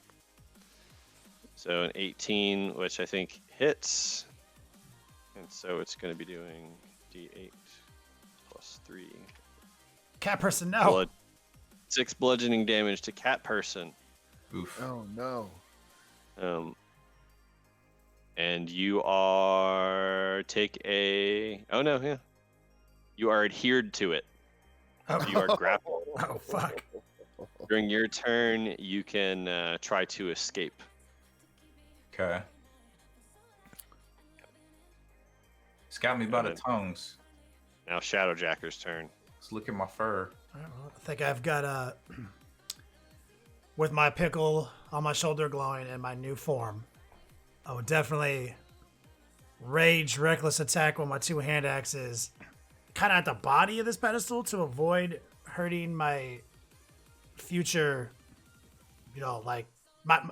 this is a person that one day I hope to get to know better in cat person. So I'm going to do my best to make sure my axes don't hit him. But I am going in kind of reckless, so please forgive me if shit goes down. Alrighty, so go for it. So do, I guess with 2 hand axes, right? So 4 d20s. Let's do this. Just roll your things again that you were doing before. Okay, so hashtag 2d20 plus 5 for 1, and then the other. Yeah, so 2 hits. So roll that damage with both of them. Was it 2d8? Yeah, it'd be 2d8 plus I think it's plus 8. Have you decided? 19. 19. So now that one goes dead. Yeah. As the second mimic collapses in a heap, and the characters think they're safe. Wouldn't you know it? Wait, was I supposed to read that out loud? Part of the floor reveals itself to be another, even bigger mimic. Oh. This 10-foot by 10-foot mimic appears beneath everyone but cat person. Oh wow. Shit. Okay. And gives you a big nasty lick across your toes. Oh, we're in and around its mouth hole. Yeah. So works. it tries to pseudopod, Shadowjacker, and Gazorpazorp Bill, and tries to bite the Seeker. So let me do. Existence is pain, though. So It is. Yeah. It is.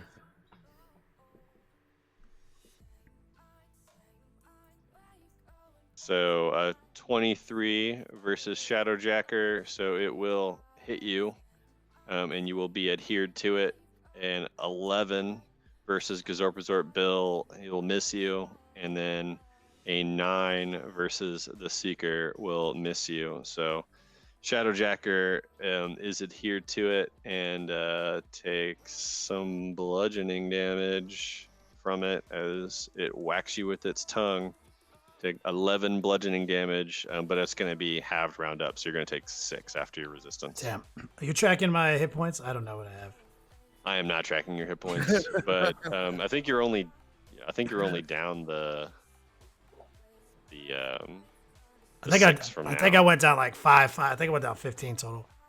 Because I got hit twice by that other guy. Well, we went back to full health after that. Oh, we went back to full health. Yeah. Oh, okay. I'm I'm the tracking only it one now. that's taking damage so far. Yeah. So all right. So now let's move on to see, Shadowjack already went. So Zorp Bill. All right, I'm gonna raise sickness this thing. Maybe he'll get all burpy and won't want Oh to latch on to no, our it's gonna friends be anymore. bad. Because this thing is so big. Can I have advantage when attacking? No, yeah, that's All right, worth a try. 3.5 was a good time though. 13. So 13 hit. Yeah, 13 will hit. All right, then you're gonna take 2d8. So he's gonna take 12 damage, and he's poisoned. All right, yeah, it's poisoned. I forgot what's the thing on poisoned again. I forgot what the poison condition does. Shits out a certain amount of his XP every turn. Mhm. Or his HP. HP is just things. Poisoned until the end of your next turn. Okay. All right. So now it's the Seeker. All right, Eldritch Blast again. It's like my Yeah. one note wonder thing, but it works when it works. 13. 13 will hit it. All right. 1d10 plus 2. Ugh. Oh, not that great. 5. I might finish it though. 5. It's looking real rough, but it is still alive. So cat person, newly able to move after almost being eaten by a treasure chest. Or That's rough. I guess So pedestal. this is only one thing. It's not like 3 different things. It's just It one. was 3 different things. Yeah. So it was 3 separate mimics, one on top of each other. But I mean, right now it's just the floor is all one mimic. Yeah, and Yep. you're not on top of it. Everyone else was literally on top He's of it. cat person on that pedestal or something. Yeah, and you like got moved off to the side. So Gotcha. I think I'll just use the little wand. Yes. Magic missile. Tiny missile. Tiny missile. wand of tiny magic missiles. So 3d3 plus 3 force damage. Nice. Plus 4? What? How much? 3? 3d3 plus 3. Okay. A lot of 3s. All right, my bad. I'm gonna roll for you. 3d4 plus 4, or 3d4 plus 3. Oh my goodness. So it's a d4, not a d3. Okay. I did it for you. So it takes 9. Also, yeah. D3D. No questions. I almost got 8. I'm traumatized. All right, so yeah, it takes 9 and force damage, and it collapses into a mass of nothingness on the floor. Yeah. Yeah. I deed it to death. Yep. Yeah. Just laid that D all over its mouth hole. So, you don't see anything else in the room other than these 3 mimics. So what do you and the door to go out. So what do you want to do? I guess we'll keep on going. Do you want to like look through the mimics or anything? Oh, do mimics carry stuff? I don't know. Eat I don't know how they work. I search the mimics. I So can start tearing them up with my new form. I could just like reach into that throat hole. I'll volunteer for that duty and see what's in there. All right. yeah, so you go fishing around in the corpses of these mimics, and you find 2 potions of healing. Hey. We'll save those. Okay, can I get one of those? I might. Well, I was gonna go ahead and keep it, but I was gonna heal you guys real quick. Okay, I like that too. So what? He took 6 damage. Yeah, it took 6. All right, so I'll heal Rob. Excuse me, that's cat person. Cat person. For 4 HP, Please use my and my scoring I'll name. cool.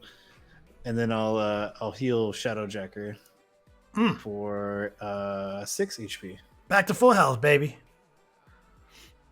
Thanks. Much love. If you're into it, I see you got 4 arms. Maybe later tonight we could do something. On the little. Yeah, we'll do a little bonding. So y'all gonna leave? I'm down. with it. Yeah, sure. Yeah. All right. So as you approach the door, everyone take a perception check. Oh, the whole room is a mimic. No. That would be amazing. Let me I got see. a 9. 13. Is there any, what's the bonus for perception? It's a wisdom. Oh, I have +1 to that, so 14. Oh no, the No. seeker is oblivious to everything. I mean, he has a Meeseeks, and he's an off-brand at that. Yeah, I mean, you are. Yeah, Kirkland brand Meeseeks. What do you want? you're like the BK Damosels of British Knights of it. Oh, man. All right. So you don't notice anything. Cool. Oh, Perfect. I don't like to see it coming. Yeah. All right. So you exit the room. Let's see. So you go to the next room. This room looks like a whole lot like the movie about that weirdo with the candy factory. That scene with all the kids where the one gets sucked up the pipe. Remember that? It's like that with the gold pieces. Star and treasure Trek everywhere. reboot. Energy That's engineering. Star Trek 2009. Yep. Yeah. There's a massive treasure chest perched on a toadstool in one corner of the room. The chest is made of wood. The toadstool is made of sapphires. A geyser of gold and platinum coins cascades from a fountain on the wall, forming a makeshift river of fortune that bisects the room. A bridge across the river is made of diamonds, and trees along its banks are glittering rubies. Gorgeous emerald meadows cover the rest of the room, littered with flowers crafted from a pearlescent white material, probably pearl, all things considered. So, go nuts. Loot up. Do we just start snacking shit? Yeah. I'll open the chest. Yeah, so inside the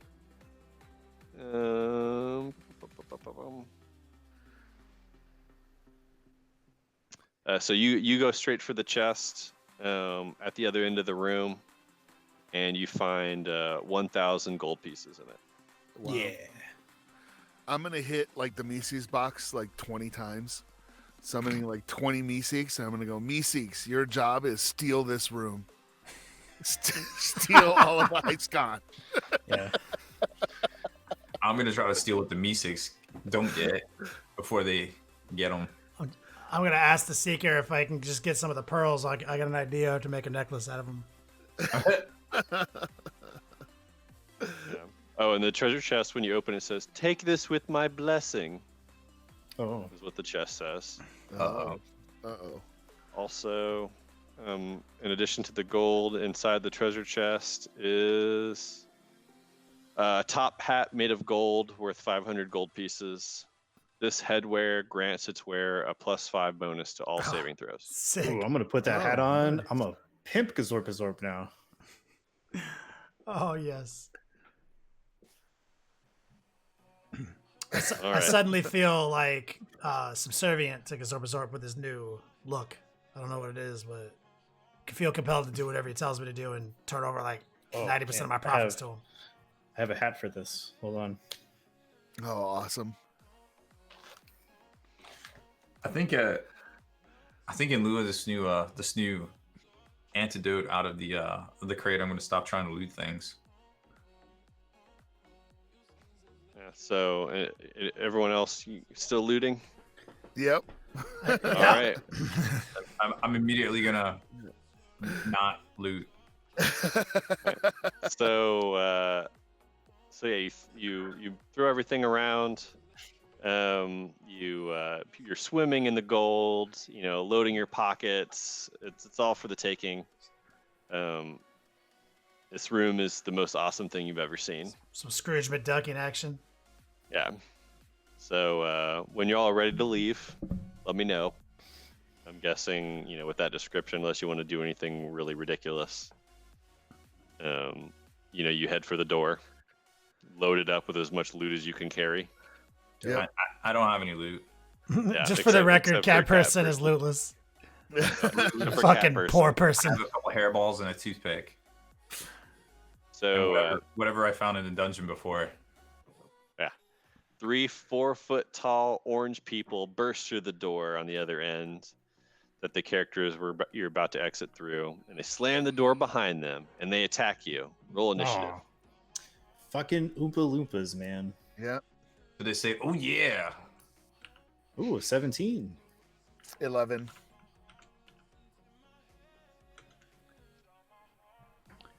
14. All right, let me roll for these douche noggles. They get 14. Eh. So I'm assuming All our right. army of Meeseeks has completed their task and they're gone now. Yeah. Yeah. No more Meeseeks. All right, so they come and attack you and just try to hit you with random objects they picked up off the ground. So one of them attacks each of you. So what am I guilty by association? Is that what's happening here? Yep. You're poor and guilty. Stupid. Mm. Look at this I'm gonna man's be top poor. hat. You see what I'm saying? Yeah. So only Gazorpazorp. Actually, Gazorpazorp Bill is also not even hit. So Yeah. they wail on you with no results at all, and then now Gazorpazorp Bill's turn to lay the pain. Oh yeah, dude. I'm gonna hit him with my greatsword Oh yeah, with a yeah, 15. you hit it. Yeah, that thing's dead. 12 damage. So you kill Boom. one. I Gazorpazor bag its mouth.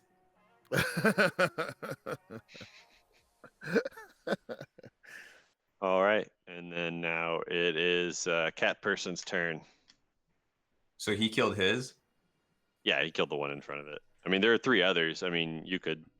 Yeah, I think I'm just gonna do what is it? The burning hands? Yeah, you can go do Burning Hand, so they'll each take dexterity saves. I think can cast you were- Oh no, that's just auto cast, right? Yeah, just auto cast, and it's like a cone. So it's like a cone of fire shoots from your hands. So are they, have how are they positioned?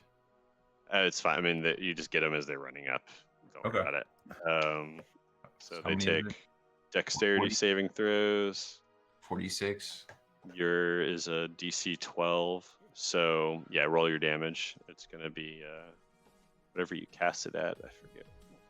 Just second level, so 46. Second level Burning Hands. 4d6. Yeah, it's a first level spell. You can cast it at first level, where it only does 3d6. But yeah, I don't know. I'll probably use your first level slot. Check the box. Bam. Yeah, we haven't rusted up yet, have we? Nope. Because I'm casting a spell. Okay. So that was 3d6. Yeah. Yeah, so all 3 of them die. Yeah. I immediately start looting. Looting the crispy grunkalunkas. No. The The room, diamonds. what's left over in the room because he's poor now. Oh, So okay. Yeah. After you defeat, so both doors open, and Cat Person is given 1,000 gold pieces appear in your pockets. Oh, Okay. And then so that's what happens. And so after you defeat the characters or the attackers, both doors open on the room, the one behind you and the one in front of you. Dope.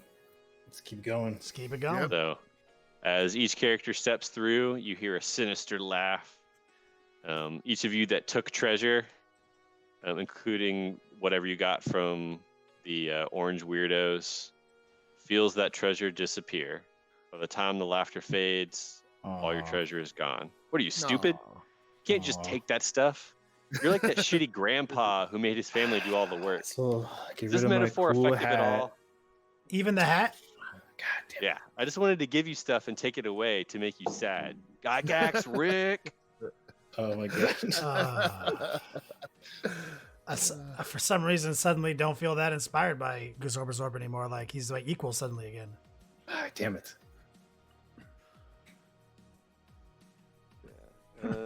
And then let's do next room. So is you come into this room, you go around a corner and you approach a room and say, where do you dweebs think you're going?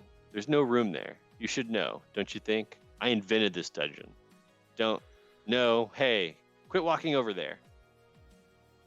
When your characters when you open the door, you hear, okay, what the fuck? I didn't put this room here, so which one of you clowns did? Now listen, you think it's funny to mess with rickety old Grandpa Rick, but I have way more good years left than any of you do. So, hey, who the hell are you? What is this? You can't just get your hands off me. Where are you taking? Pause for dramatic effect. Sorry about how mean this dungeon has been so far. This is a nice room. Shafts of golden light filter in from some unknown source. Hundreds of butterflies flit gently across the room, sometimes landing on beautiful flowers growing out of the walls and floor. Somewhere in the ceiling, speakers play soothing, new agey music. So this is very different from the rest of the dungeon. Man, is fucking Jerry our DM now? This is like immediately lame. I have an ability called Danger Sense. Does that apply to something like this? Yeah, so danger sense would be you have advantage on any save. Oh, okay. If it's coming from something that like can be seen. So if like cat person were to shoot like a burning hands at you, you would have advantage on the dex save because you could see it coming. I was curious because these butterflies make me nervous. Well, one of the butterfly lands on you. Oh my god! And nothing bad happens. One of the butterflies lands on cat person, and he is healed by 1 hit point. Oh. I think I was full, but I like it. I think you were one off. Was I? Maybe. I don't know. I mean, you can always try to like coax it to land on you if you want. I mean, I'm down to use beast taming. Get some butterflies to rally around us. Yeah, so make an animal handling check.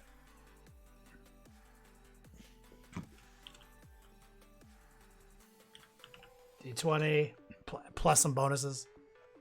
Plus 3, I think. So a bunch of them come and sort of landing on all of you. So enough land on each of you so that you're all healed back to full health. Yay. Yay. No, let's get these disgusting insects off of us. Have you ever looked at a butterfly up close, Seeker? They're just little gross bugs. And there's also some like flowers and stuff like that too. Oh, does anybody here know how to make a sacred herb? I'm gonna eat one of those flowers. What happens? Nothing happens when you eat it. Smoke. I'm gonna smoke one of those flowers. Okay, so you smoke one of it. You now have advantage on charisma checks and charisma saving throws for the next 24 hours. Oh, wow. Nice. What happens if I grind it up and make a tea from the flower? I guess after you take 20 minutes to do that, and then to put it in your water and shake it up, Yeah. You get the same effect. Sweet. Everyone just smoke the flowers. Let's go. Yeah, I think instead of smoking, I'll tear it to shreds and then snort it like it's a catnip. We could just light this forest on fire and free base the smoke. Dude, what, you guys want to partake in volcanic fumes with me? I mean, only if it fucks up my brain cells. I mean, it will definitely fuck up your brain cells. I'm down. I've got nothing to lose. I'll do it. Nice. So you all do that. So you got the Yep. advantage on charisma checks and saving throws. Y'all gonna head out? Sure. Yeah, so I'm gonna look around. Okay. Well, I mean, I guess the seeker goes to like walk out of the room. As soon as you leave the room, all the butterflies transform into gold pieces and fall to the ground. There are 282 of them. Yay! I'm rich. That's it. That's the room. Cool. Okay. So, yeah, I think we're good. All right. So last fun one on this one. So you go into this next room. Distinctively earthy smell wafts towards you as you approach the door ahead. You What kind of hear Earthy. you hear earthy. You hear snuffling and snorting and an occasional vexed grumbling sound. You know, open the next door. Can I figure out what that smell is? Yeah, you aren't gonna be able to tell, exactly what the smell is. I mean, you could tell it sounds, like wet dog. Oh, gross. Okay. Yeah. The closest thing. So, I guess we'll go through the door. let's do it. All right, this odoriferous room is overflowing with piles of hay, long branches, and dozens of bones picked clean of meat. Feathers have formed downy beds where they've drifted into the dim corners of the room. A particularly large pile of hay emits the snuffling sound heard before. Damn. Now I'm hungry. This sounds like a job for some animal handling. There's All right. Let's try to handle that animal. They call me Balls Handle. Try to like call to whatever's like inside of there. Yes, I would like to coax this animal out into my line of sight so I may begin bonding with it. Okay. I mean, you don't have to make a check on this one for right now. You see an enormous face emerges from the hay. It looks like it belongs to like a barn-sized owl, the size of a draft horse. Yo, that'd be sick to have an owl in our squad, guys. What do you think? Yeah. So it tilts to view the characters, and to the side, and then swivels over an impossibly wide arc from side to side. It slowly extracts itself from its pile of hay, revealing the rest of its snowy white, ursine body. A ruff of iridescent feathers marks it as a particularly majestic female. She snuffles the air in the character's direction and gives a warm grunt. Okay. Go, Having second thoughts tame about that animal. owl bear. How big are we talking here? It's an owl bear. So like The bear size of size. An owl bear. Yeah. It's bear, big, grizzly. It's a grizzly bear with an owl head. I'm not feeling good about. But it's a beautiful white female owl bear. So maybe it's nice if you handle it nicely. Fuck it, let's do it. Let's try to let's do it. Let's see if we can get on this thing's good side right out the gate. Can I also contribute to the animal handling for better chances? Yeah, sure. So that's Wyatt roll an animal handling, and then if I got an 8. yeah, so 4. No, Is- even with my +3. Oh no! No, I rolled a straight 1. yeah, so here's what's gonna happen. Are we gonna get fucked? She I mean, she we're being nice grabs about this. We're not being Shadowjacker. aggressive. She grabs Shadowjacker in her arms and pulls Shadowjacker into the hay and nuzzles around him. Hurry, soul Like- bond. Soul bond activate. And immediately ushers you into the nest. It grooms you thoroughly with her razor-sharp beak. The experience is actually quite pleasant. And once this is complete, she falls asleep contentedly in her nest. With So, me, like we're still like arm in arm. You are in her nest, and her nest is essentially blocking the door that is the exit to this room. So there's an open door, but the nest is like right in front of it, and you are in there with her, and so everyone else, I guess you could try to sneak by. Yep. Go on without me, guys. This is where I live now.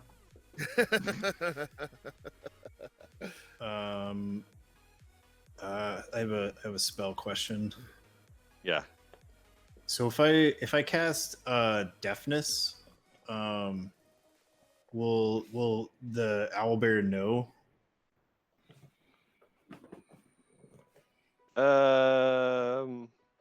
It won't. It wouldn't know that. What is it? It takes. It is verbal. It will know that you said something, but it probably wouldn't know that you were the one that cast it, especially since it's curled up inside of the nest right now and can't see you. And it just requires. You have to be able to see it to cast it, and right now it's essentially hidden inside of the hay. All right. Well, I guess that's out of the question then. I'd like pull up the spell real quick.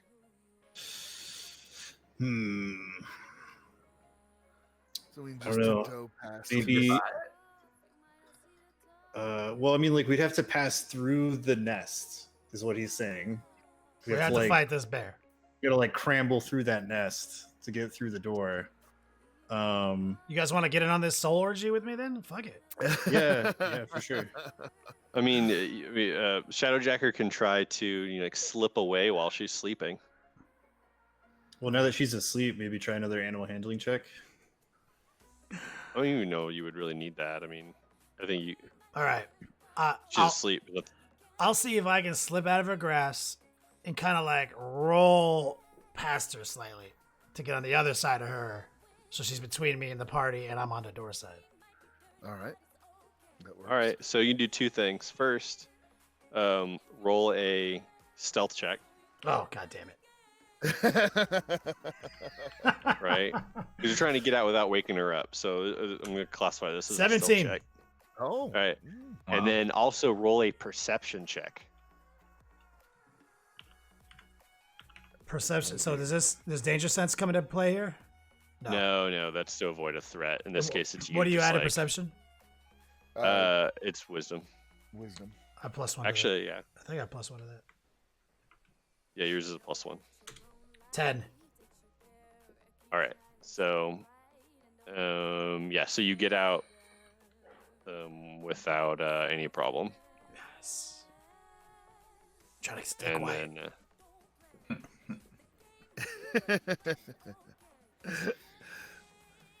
then do y'all want to like try to slip past her Yeah. to get out? Yeah, Yeah. I guess. So You just gotta roll. everyone, except Shadowjacker, roll stealth check. Yeah. I got a 10. This is gonna be bad. Oh, I did all right. 14. Okay. Cat person. All right. So everyone successfully sneaks by her. Nice. Yay. Alrighty. And so here's one last good one here. Should be fun. So this room's one of those chain restaurants that looks like a wacky tavern with all kinds of bright lights and kitschy crap on the walls. Numerous patrons cower at their tables. Could the appetizer really be that bad? Bottom of the strip platters and apple martinis. Here we come. Yep. Yeah. So then, as you move into it, an animatronic iguana wearing overalls and a straw hat comes over and says, "Hi, welcome to Frankie Freems. Y'all need a drink?" She's trying to be like some kind of Southern belle and is carrying a guitar, except she's a lizard and her name tag reads Layla. Yeah. I mean, I'm down to get a drink. Yeah. Sure. Yeah. And FYI, the door is closed behind you. Okay. Oh, Yeah. cool. Yeah. Awesome. You are locked in. Well, I guess let's sit down and Yeah. play along. See how it goes. I try to see why the patrons are cowering. Yeah, so all the patrons are all either humanoids or alien-looking planar weirdos, huddling in varying states of shock and terror. Some stare off into space, others hide under tables, and some occupy makeshift forts. There are 15 patrons here, 10 of whom look extremely coward. So let's see here. You tell that people have come into this restaurant from all over the multiverse. Once they enter, no one's allowed to leave. Also, no one can die here. No. Morty, immortality field. Yeah, and let's see. One of the people says, every 12 hours the automatons announce the slaughterfest and begin killing everyone in the restaurant. After the last patron is killed, everyone comes back to life without a scratch, but with full memory of their violent deaths. One woman and her son say that they were the first ones here, having arrived 3 weeks ago. The son now just rocks back and forth, gazing into the middle distance. But the automatons can be destroyed, but they somehow always manage to kill all the patrons first. The food service here is great. So I'll order a meal. How long ago did the automatons start slaughtering people? Looks like 11 hours ago. Oh, no. Wonderful. Perfect. So it's almost time. The purge is about to begin. Yep. So probably don't have time to get a meal, knowing that they said the service is good. We're going to get seated. They're going to take our orders. They're going to ask us for drinks. Then they're going to come back. I mean, we're probably not even going to get to eat before the slaughter begins, guys. That is true. So do we just take the offensive and just we're going to slaughter Nothing them? can die. Or do we try to save people? I mean, are we actually heroes? What are we? I mean, are we? I don't feel like a hero after today. Yeah. I don't know. Maybe if we all come together and form the Slut Phoenix Slut Dragon, we can bust our way out of this room with its great and magnificent power. God. I mean, you said there was like 12 other people in here. That's got to be like pretty strong Slut Phoenix Dragon. Like, I feel like we're gonna try to cast a soul orgy, and I have a feeling that we're gonna fail at it. I don't know why I'm feeling this way. There's 15 patrons. I mean, we do have a Meeseeks, off-brand Meeseeks guy here still. Like, I don't know, like hypothetically speaking, Seeker, if someone summoned you and was like, "Get all these assholes out of here," like, I don't know, would that be something you would be mad about? Like, you don't think you could accomplish that task? And if you can't accomplish it, Meeseeks can't die until our task is accomplished. So, and I'm not willing to bring other Meeseeks into my situation. All right. I mean, is there a bar that we could sit at for faster service and maybe get a drink? It's like Oh yeah. I mean, there's a bar. Is there a bartender? Yeah, there's all these automatons. Yeah, let me see. Which one's the bartender? I don't know how we can get out of here. Let's see. Let's see. We got a Billy Beaver is a goofy owl-sized beaver with a raccoon skin cap playing a washboard and spoons. Buster the Bear is a lovable roly-poly teddy bear with a plaid shirt, torn jeans, and a banjo. Layla, or you've met her. She's the hostess. Yep. Piggy Wigglebutt is an anthropomorphic pig with no pants and no butt. She plays a clay jug and dances. It's like an off-brand showbiz pizza. Thomas T. Toad is a hulking anthropomorphic toad wearing a tuxedo and spats. Thomas sings a throaty song about the moon falling in love with its reflection on a lake. Yep, that's everybody there. So I'm guessing it's Buster the Bear is going to be the bartender. Guess they would just play along, sit at the bar. And then... Do any of these automatons have like power cords? No. Fuck. All right. How are they like? I feel like they need to be powered somehow. Like if we can just turn them off rather than kill them, maybe we can. I have a stop feeling it. the answer is magic. Yeah. Catch like detect Why Rick magic. hates magic. Yeah, see what's up. Yeah, there's no other exits out of here, huh? Oh, man. Oh yeah. Let's do that. I mean, do what? I'm gonna cast detect magic on when we roll up to the bar. I guess see what we can find out. Yeah, so they are all giving off magical auras.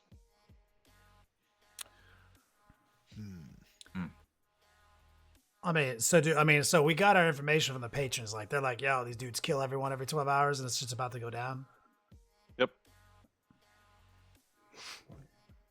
So So you want to just wait, or do you want to maybe try to convince some of them to fight with you, or maybe look for some extra weapons around or anything like that? I'm gonna look for other magical like type weapons that might hurt them. Well, you don't find any magical type weapons, but you do find 4 bottles of really hard liquor that you think you could, light on fire and Yes. throw. yes, It's a start. I Yeah, mean, I guess take the element of surprise and start fucking them up. yeah, I'm saying Yep. like if we can rope these people in, but they're probably just gonna die anyway because if they haven't been able to mount any kind of real offense. So I mean, that's actually kind of a good point. You know, tell the patrons like, hey, you guys are just gonna get murdered anyway, so you might as well try to help us out, because we are adventurers with abilities. maybe we employ our seeker to deliver an inspiring speech to rally the patrons. I will actually just start creating Meeseeks and telling them to defend us from the automatons so that we can just go on the offense and not have to worry about defending us. All right. Perfect. Okay, so you make tons of Meeseeks. Yep. That fill the entire tavern. And they sit there because the automatons are attacking you, Aren't attacking us yet. That's Yeah. correct. and they just Cool. wait for their chance to defend you. So we get a surprise action on these fools. I mean, you can go ahead and try to attack them. That's fine. Or can we just like try setting them on fire? Or do we set fire to the restaurant? Are they all in separate locations? Do we have to split They up as a are. party? They're walking around serving everybody. They're essentially the wait staff. Oh, okay. So essentially what's happening, I mean, y'all can go ahead and attack them. I'll just give you like a heads up on it. Like you attack one, you kill it, and then it just giggles and repeats folksy like homilies at you until it's destroyed. But then the next round it magically pops up back to life, fully healed, Oh man. and then asks you, "What can I do you for?" What if I asked to be let out of the tavern? He said, "No one can leave. No one can ever leave. Why? No one can leave. No one can ever I got leave." it. Let's ask for a job application. Okay. Can we fill out You job want to work applications? here? We're not taking applications at this I moment. want to be on their side of this. I guess give me a beer. Here you go, and he gives you a beer. Thanks. So y'all want to wait until Slaughterfest? I suppose, yeah. Yeah. Nice. All like right. That's the Order answer. 2 bloogies for 25 schmeckles. Oh yes. How much is 25 schmeckles? 3 gold pieces. Oh, goodness. Yeah, it's whatever. So the lights go out, sirens wail, and strobe lights flash. All the automatons begin singing a catchy Slaughterfest song as they attack everyone in the restaurant. So here you go. Roll initiative. All right. Oh my gosh. Hey. Man, my rolls are just terrible. Well, so who's going last? Yep. I was looking at mine. Oh yeah, yeah. Wow. This would be complicated. So 14, I guess, plus 1. Oh yes. So Shadowjacker 14, Cat Person 11, Seeker 2. Absorb Bill definitely first. There's a lot going on. Disoriented. Feel like it's a party. Is any of us epileptic? There is a strobe light.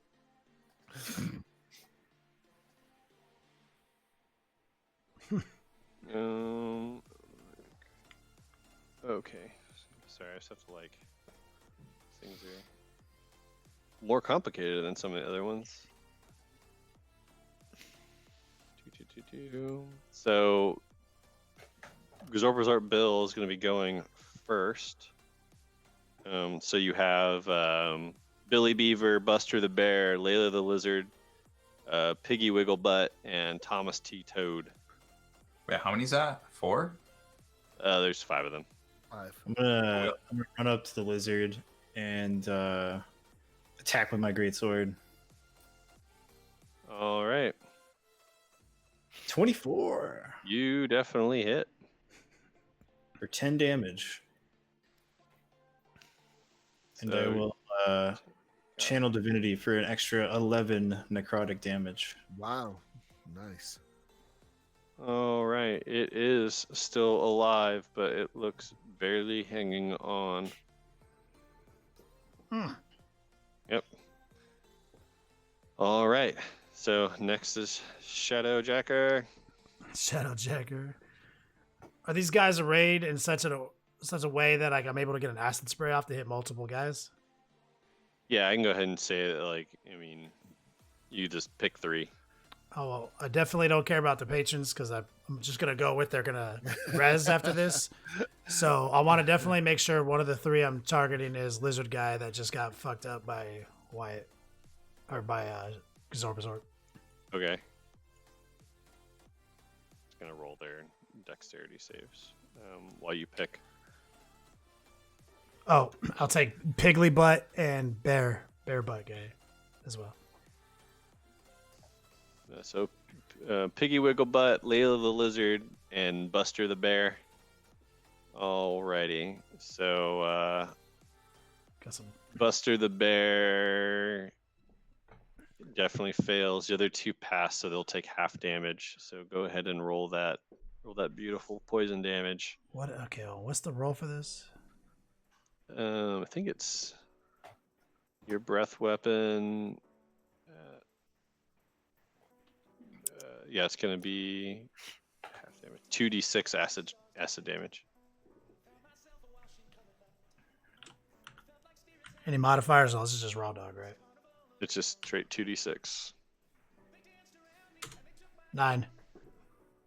All right. So, Layla the Lizard is dead. She melts away as her gears break down. And then Buster the Bear is going to take 5. And Piggly Wigglebutt is going to take 5. Alrighty.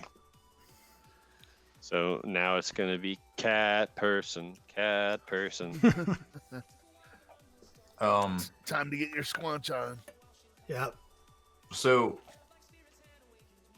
what has changed in the restaurant? It's just like to signify that this is like going down. You said there were sirens. There's like different lighting. Yeah, so the light, now it's like strobe lights. So all the normal lights are out. Okay. And there's sirens and strobe lights. And then the wait staff is now attacking everyone. So I'm wondering if that has triggered the change in the robots, maybe. So is there like I don't know, like some sort of electronics panel, something that I can see and maybe target with like my little... No, you can't find anything. Okay. So maybe I'll just... is that an action, or can I do something else? You can do something else. Go ahead and attack these. So we still have these like firebomb things? Yeah. You throw one and it'll do d6 fire damage if you hit it. So you just roll to hit with like a ranged attack. So it'll just be plus your dexterity. And and that'll be it. Can that like spread to the like restaurant or something?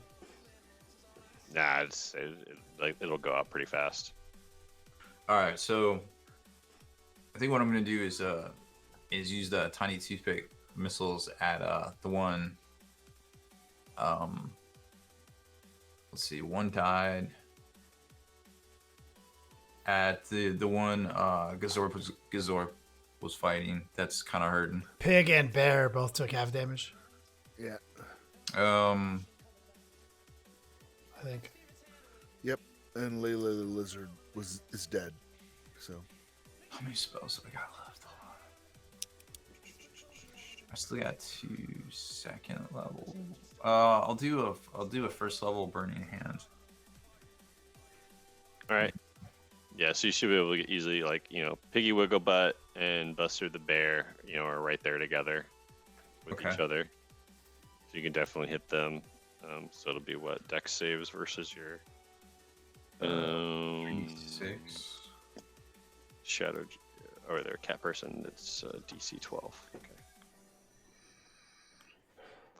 So Buster Bear fails, and Piggy Wigglebutt, or Buster Bear passes, Piggy Wigglebutt fails.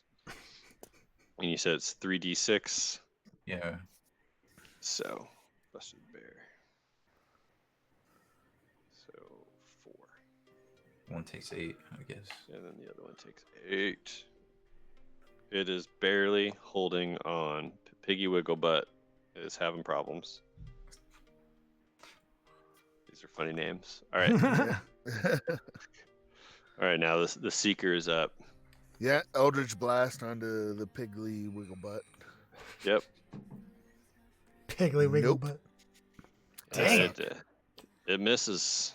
Existence is pain. Yep. I can't do anything. She continues to. She runs up to you, or sorry, she runs up to Resort Bill and tries to hit him with her clay jug.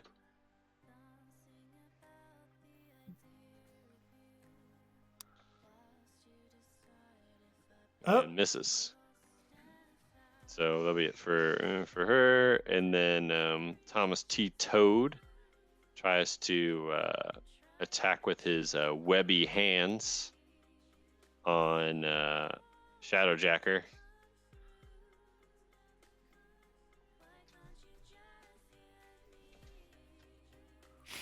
And we'll hit Shadowjacker for D8 bludgeoning damage. +4. Or 11 bludgeoning damage. Dang. So what is that? 6? Yeah. Wow. And then, let's see. Buster the Bear takes his Bashin' Banjo. Passion, and banjo. tries to hit Resort Bill over the head with it. 20 + 4. And fails. And Billy Beaver just tries to attack with claws versus It's not using this big beaver. Shadowjacker. Yeah, D20. Guy with the claws comes after me. Yeah, Billy Beaver tries to attack you with claws. Let me see here. Gotta look at the thing. Yeah, looks like beak and claws. So 2 attacks. +7. So beak, claws. So the claws hit you, and you're gonna take 2d8 +5 slashing damage. Ooh. That's bad. So this is the guy we need to target next. 11 slashing damage. 10-4. All right, so Resort Bill, you're up. Dope. I'll attack Billy Beaver with Mug Great Sword. All right. Oh, an 11. Yeah, that'll miss. Damn. All right.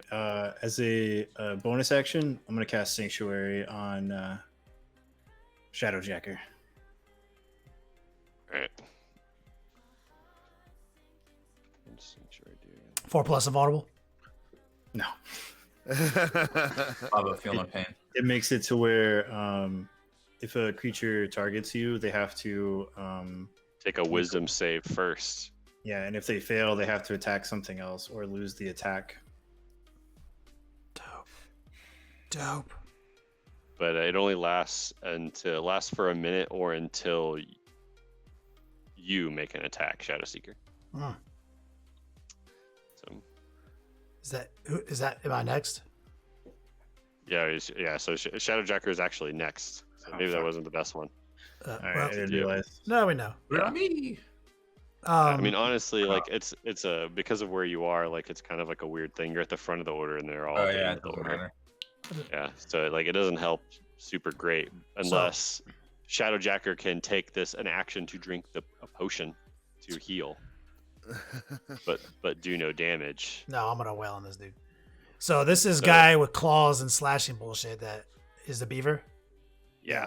So let me just go full on reckless rage with double axes, and if I need to, I'll add a frenzy on top for a bonus action.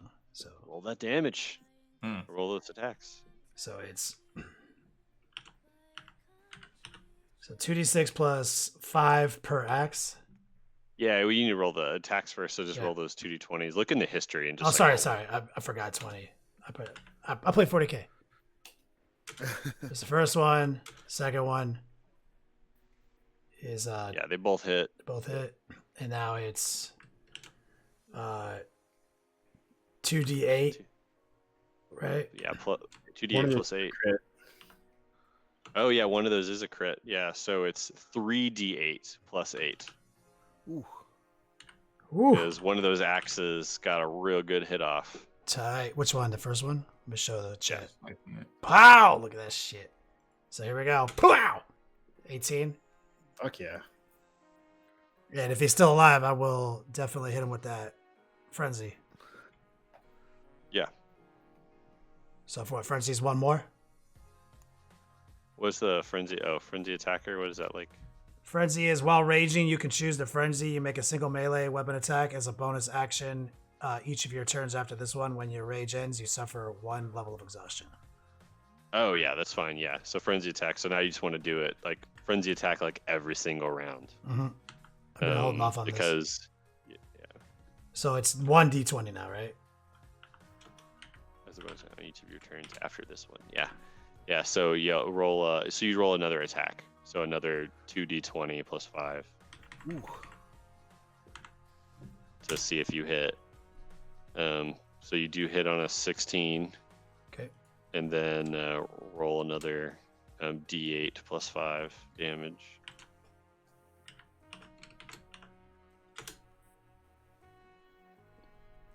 I did 8 plus d8 plus 8, Yeah, just subtract 3, so it's 13. 13.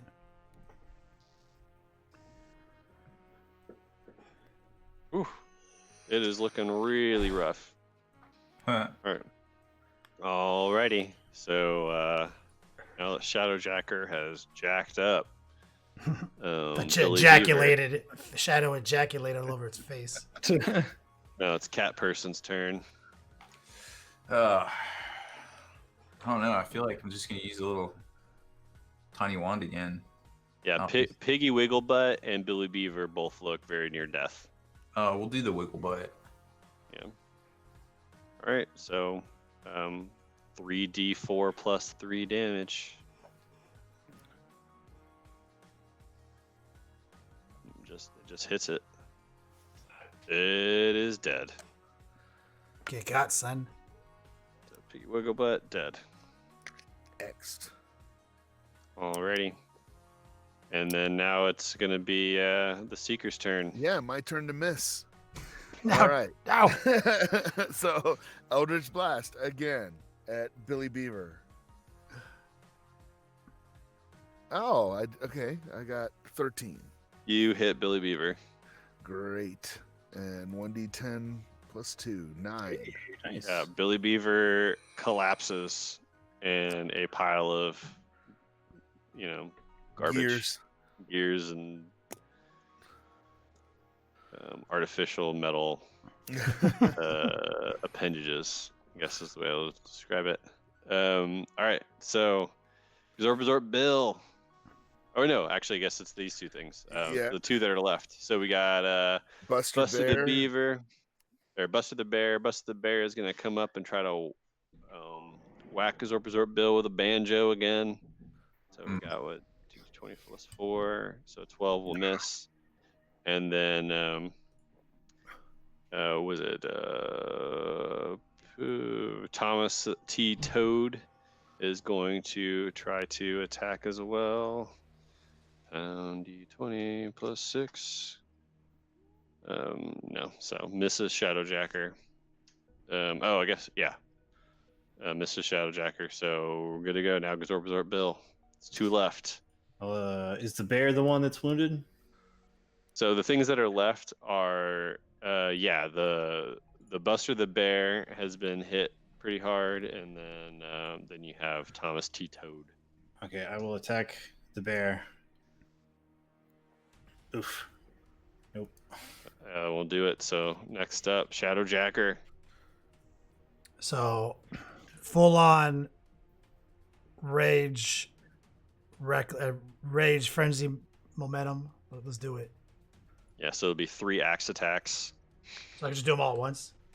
Yeah, just roll this thing. I mean, you can technically choose to because if you were to kill it, you could use additional attacks. So I should do it the correct attack order. those. So Yeah. I'll start with the roll 2, pick highest for each axe. That's 2d20 plus 5 for one axe. For the other axe. Pop out. Hit. Okay. And now 2. It'd be 2d8 2d8 plus 8 damage for those two combined. They both hit. 20. Woof. Yeah, so it's gone, and so you can use your last your extra attack to attack Thomas T. Toad. So it's a frenzy attack on it. So that's another 2 dice, pick the highest, d20 plus 5. Yeah, because you're already attacking recklessly. So Yeah, it is. hit. Another 15, so that'll hit it. So roll another Si- d8 plus. Single d8 plus 8 or 5. Wow. Plus 5? Yeah, it's 15. Yeah, so you hit it on a 15, so you roll d8 plus 5. 9. 9. All right, so 9 damage. So doing well. There's just this hulking anthropomorphic toad wearing a tuxedo and spats. That's all that's left. So cat person. I guess we'll just shoot him with the little. This toothpick arrows are their magic missiles. Pew. All right, roll that damage. Another 10, it looks like. 3d4 plus 3, 10 more. So plinking away at it. He's getting there. The Seeker. Yep. I'm gonna do big surprise. Eldritch Eldritch Blast. Oh, I rolled the wrong die. Sorry, I scrolled down a little bit. That'll do it. Oh, missed. No! Whiff. All right, so Thomas T. Toad takes his webby hands and tries to attack back. It'll be at advantage because 2d20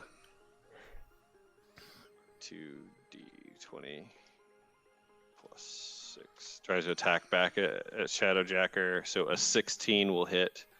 So he'll do d8 plus 4 damage. Max? 12 bludgeoning damage, but you're raging, so it's half, right? So you take 6 bludgeoning damage. Is raging half, or that's half bludgeoning damage, right? Okay. Let's see. Yeah, so it's 12 bludgeoning damage is what it would do to you, but you're raging, and you have resistance to bludgeoning damage. Down to 9 hit points, guys. All right, so Resort Bill. Don't we have some healing potions somewhere? I'm gonna. Yeah, there's 2. Let's see. I'm gonna cure wounds at 2nd level on Shadowjacker. My pimp takes care of me. 2d8 plus 2. So 8 total HP back to him. Nice. Yes. And then Shadowjacker for the coup de grace with your bajillion attacks. Oh, yep. Do you want me to roll it all out? Is that or You can do a healing word as bonus action as well. Oh, you might can as do. well. Yeah, you can. Yeah, just in case. Yeah, go ahead and roll them out. okay, Shadowjacker. here we go.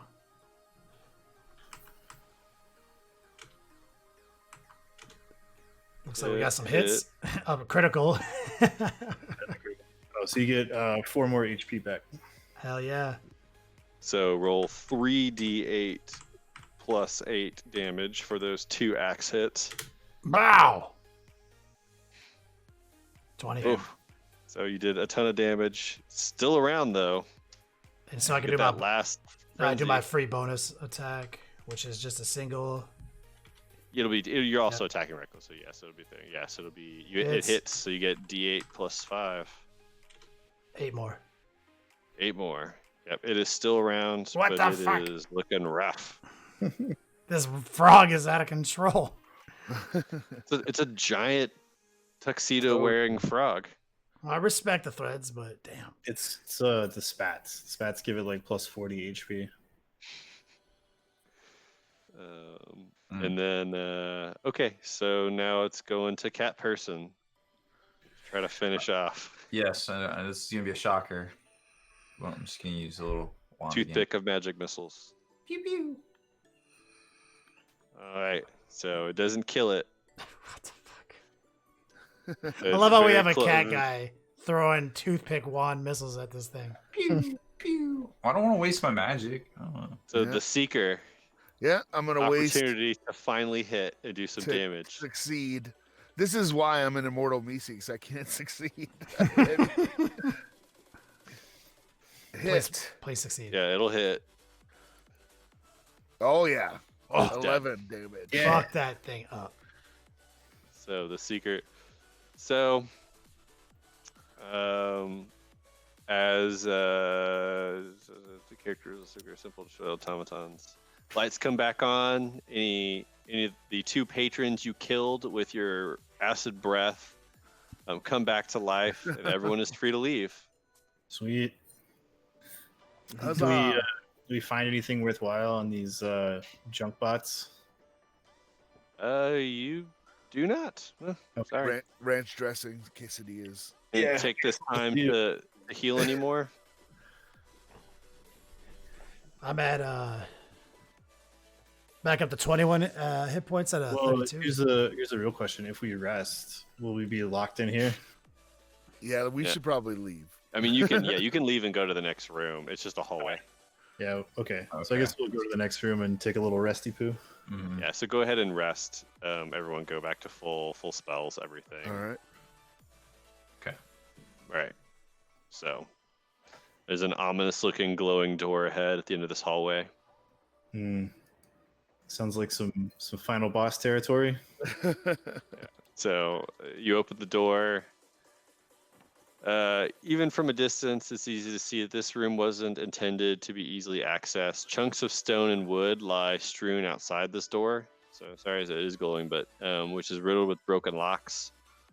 Magic wards sizzle ineffectively, their power reduced to nothing. At the same time, warm rays of light beckon you inside. You feel pushed toward the room, which might be due to the floor beginning to gently tilt toward the battered doorway. So yeah, this literally slightly tilting to like move you towards it. Okay. I guess we'll just head towards the door. Yeah. Yeah.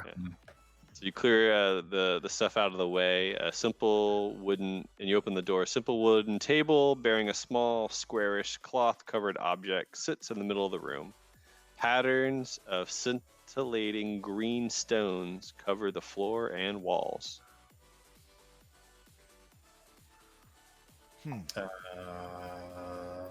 Detect trap. I'm gonna detect magic too. See if anything's. We talk about like erotic art on these walls. What are we talking about?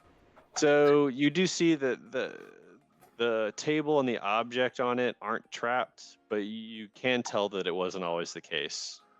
The remains of a disabled pressure plate reveal a mechanism that would have released a boulder from the ceiling, obliterating anyone inside the room. Real original, Rick. But it's disabled. Yeah.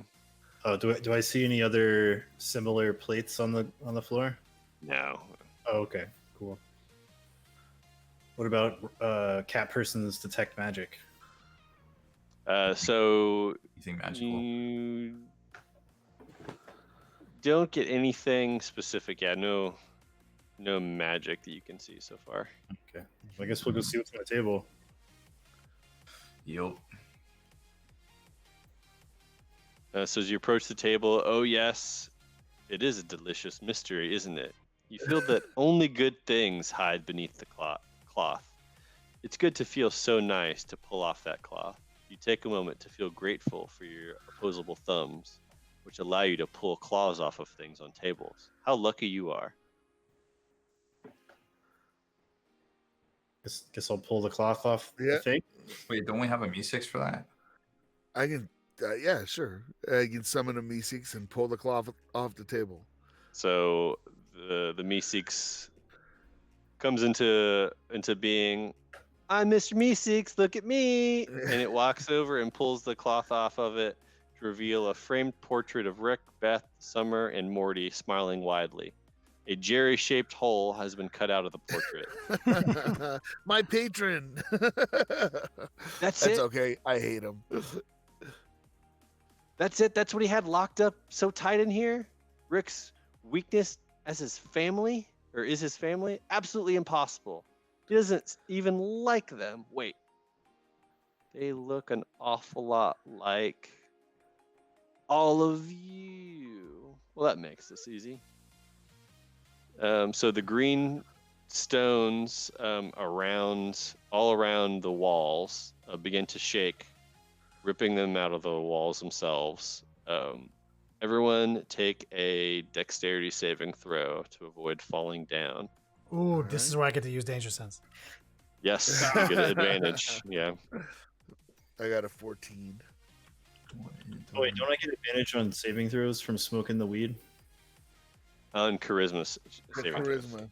Yeah, everyone has advantage on charisma. I feel like I rolled a 2, so. Do I get a Well, plus? you get to roll twice and take the highest. 20. 2d20, yeah. Oh. Natural 20, baby. So 21 for Shadowjacker. I think mine's a 14. Yeah, so anyone that rolled lower than a 13 is knocked prone. So you're on the ground. The stones regroup themselves into the form of a snarling young green dragon.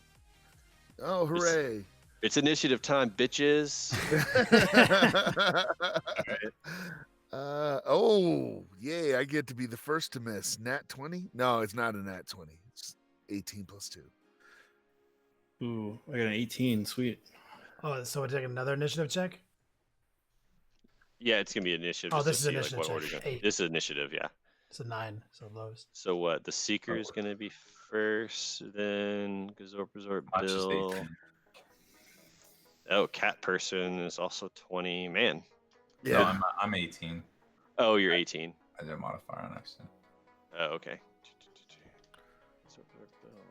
Shadowjacker 8. Yeah, Shadowjacker's the only one like falling behind. Let me roll for the stupid dragon. What is the base roll? 11. What's the?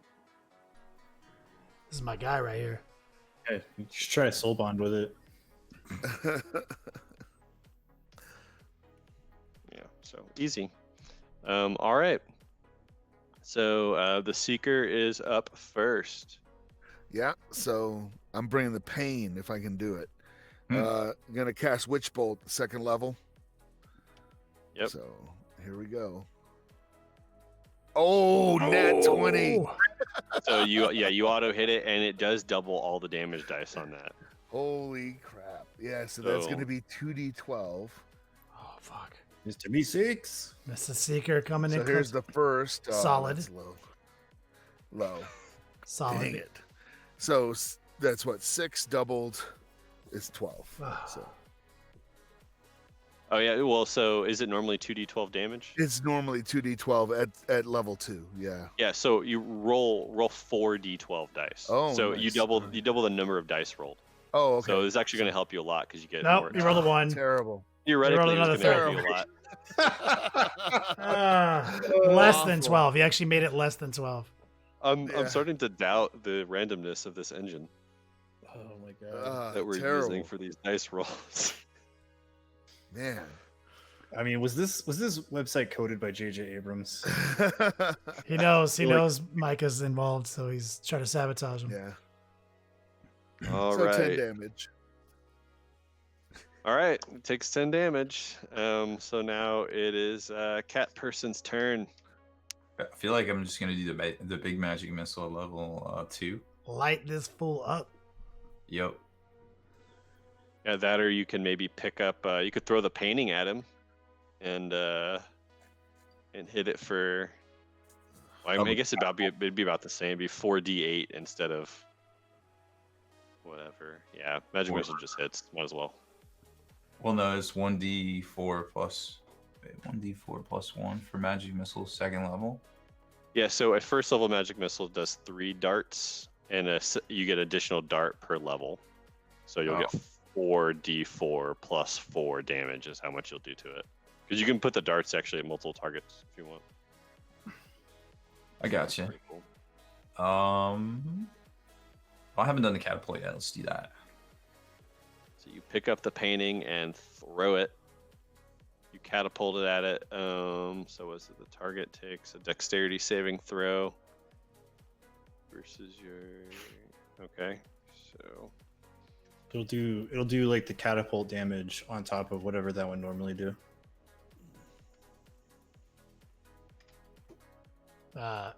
Shit. So a 24.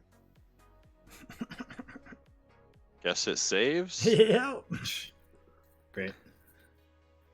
This dragon is pretty good. Okay. So that happens. So Absorb Bill.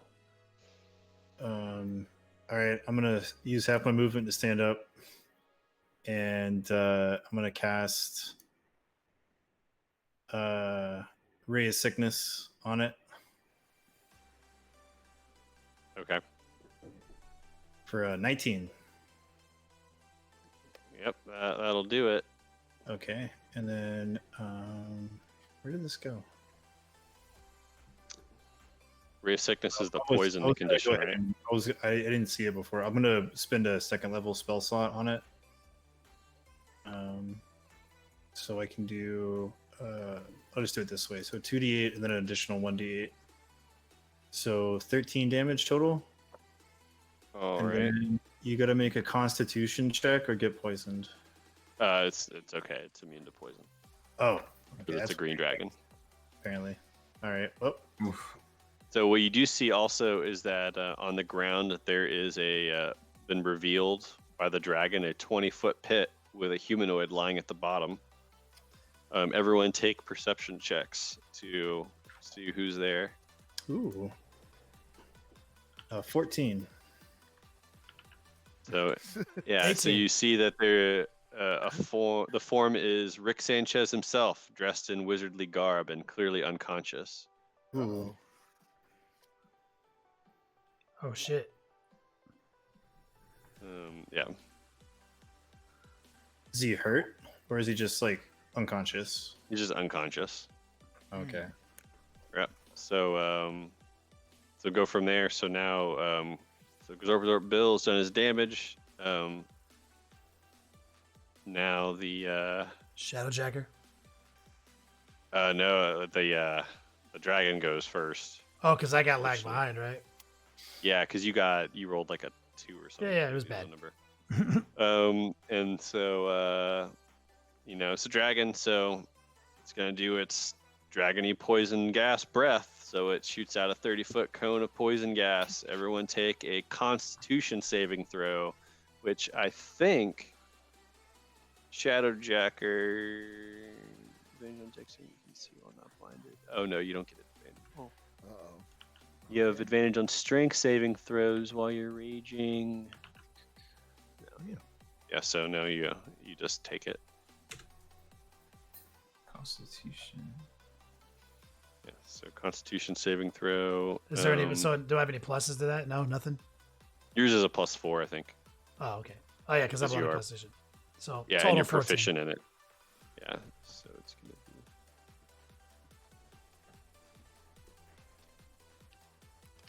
So, everyone that rolled lower than a 14 Oh, thank takes God. 39 poison damage. Luckily, I rolled a 14 with my plus. Thank God. Everyone else is gonna take half that rounded up, right? Oh so, my goodness. so it's gonna be 20. All right, so 20. I'm gonna Stone's Endurance as a reaction. Yeah. And reduce that by 1d12 plus 2. Oh, on yourself, yeah. Yeah. Oh, that's right, because you're a Goliath. Yeah, So I'll take 16 damage. yeah, that's rough. And So everyone else that's the takes 20? dragon's action. So everyone takes 20 damage. That's what you Yeah, said? so if you passed it, you take 20. Or sorry, if you passed it, you take 20. If you failed it, you take 39. Okay, so Wow. 12 hit points left. TPK coming up. If you pass it, you take how much? 20. 20. Yeah, that's rough. All right. So we got to wake up Rick and get him involved. Yeah. I'm dead. You're unconscious. It's okay. Well, whatever. Yeah, it's okay. Your handy dandy Gazorp Bill can bring you back. So Shadowjacker, it's all you. I feel like I need to see if I can wake up Rick. Yeah. So can I yell to Rick to get the fuck up? Yeah, you can. So you can just do that as a free action, and then you can do whatever you're gonna do. Rick, wake the fuck up. Now I'm going full blown. Rage, frenzy, reckless attack. Do my shit. Yep. All right, so here's the first axe, second axe. So they both hit. Oh yeah. Hit. And then it's 2d8, 3d8, no, 2d8. Yeah, 2d8 plus 8. Where do I have this at? Here we go. Wow, 22, baby. Yeah. And then I'll do my free action at the end. Mm-hmm. So that's another 2d6, 2d20 roll. That's another hit, it looks like. Then a single. 15. Wait, hold on. Sorry. A 15 will not hit. So yeah, because the high roll is a 10. It's 2d20. Take the highest. So it's 10 plus 5. 15 will not hit. So that one doesn't hit. Okay, so failed. Got it. Yeah. And then now Rick wakes up. And he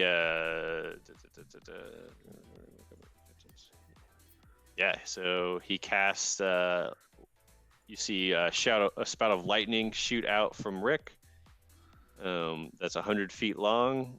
And the dragon has to take a dexterity saving throw. God damn it. To avoid getting hit by it.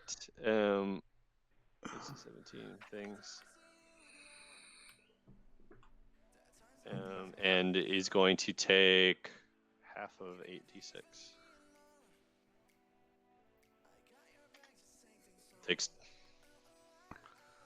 So it takes 14. Damn it, it could have been. That's 14. yeah. We're going to get Rick's fucked. like, I'm back. We're going to get fucked by this dragon, guys. Yeah, he yells, Rick has regained control, bitches. But you guys get to go, right? Before dragon? Yeah. Yeah. Well, I'm still. So now the Seeker can roll a death save, but honestly, I'm pretty sure Gazorp Bill during his turn is going to bonus action healing word you. Oh, I'm okay. I have one hit point. Oh, sorry, not the Seeker. I meant the Cat person. Sorry. Yeah, Yeah, so Seeker goes. Cat Yeah. I will do Eldritch Blast and miss. So here we go.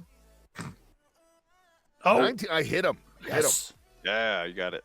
Oh, and I smote him with 9 points of damage. Yeah, so you do 9 more. So it's getting low. And Cat Rob has person. death save. Yeah, you just say, but honestly, Doesn't you matter. can't wake up now and you can't die now. And Absorb Bill, I'm guessing you're gonna bonus action healing word him awake anyway. Yeah. So we'll just skip you for now, cat person. I'm considering myself skipped. I'm gonna second level inflict wounds on the dragon. Yep. So, you go up and touch it, and 23. 23 will definitely hit. All right. Come on. Big damage. 20 damage. Necrotic. Nice. And I will bonus action healing word on cat person. Yay. 4. Maybe.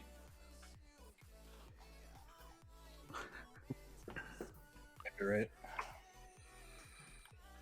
Very nice. And then, so cat person is now awake with 6 HP. Yeah.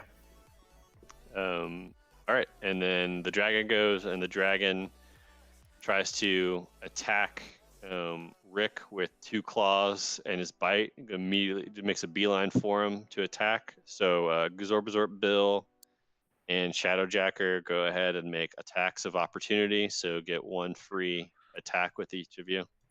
Oh. So I get to use my 2d6, pick the highest on my axe. I don't think you can attack recklessly and attack. So I'm just using I'm 1d20. gonna go with no. Yeah, just roll a single d20 plus whatever 8. it is. Oh no. Nope. Yeah, it's not gonna do it. But free attacks are free attacks. So it goes and tries to attack Rick. You can see it lands 2 hits on Rick, and you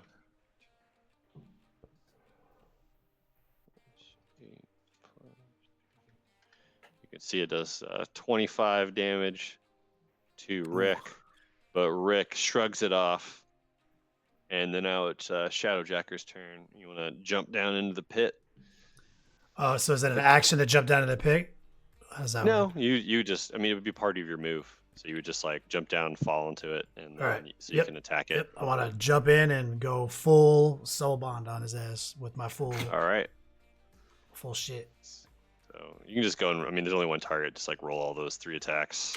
So it's be 1, 2, 20s. 3. Yep. So, So 17 and a 17. Holy shit! You missed with all of these. Oh no, sorry. Oh. Yeah, 12 plus 5, 17. Yeah, 5 plus 5, 10. 12 plus 5, 17. Yeah, you missed with all 3 of them. so what I need to hit this guy? Damn. I normally don't tell anybody. Oh yeah, you don't have to tell me. It's fine. I don't know how this But works. 17 does not hit this green dragon. I'm in danger. These some seriously steep rolls. Got it. Yeah. So Rick rolls tries to shoot another lightning bolt at this dragon. This dragon takes a dexterity save, and so it'll just take the half damage. Oh man, I really should have saved the lightning bolt. What is it again? It's like 8d6 lightning damage. 8d6, yeah, 8d6. Wow, this is the exact same roll. I'm really doubting the validity of this engine now. So it's the dragon takes 15 lightning damage. We will not be supporting this app's Patreon. No. And then now it's the Seeker's turn. Yeah, so Eldritch Blast gonna surprise everyone. Holy smokes! Hit. All right. And yeah, 9 again. All right. So goes down to 23. Yep.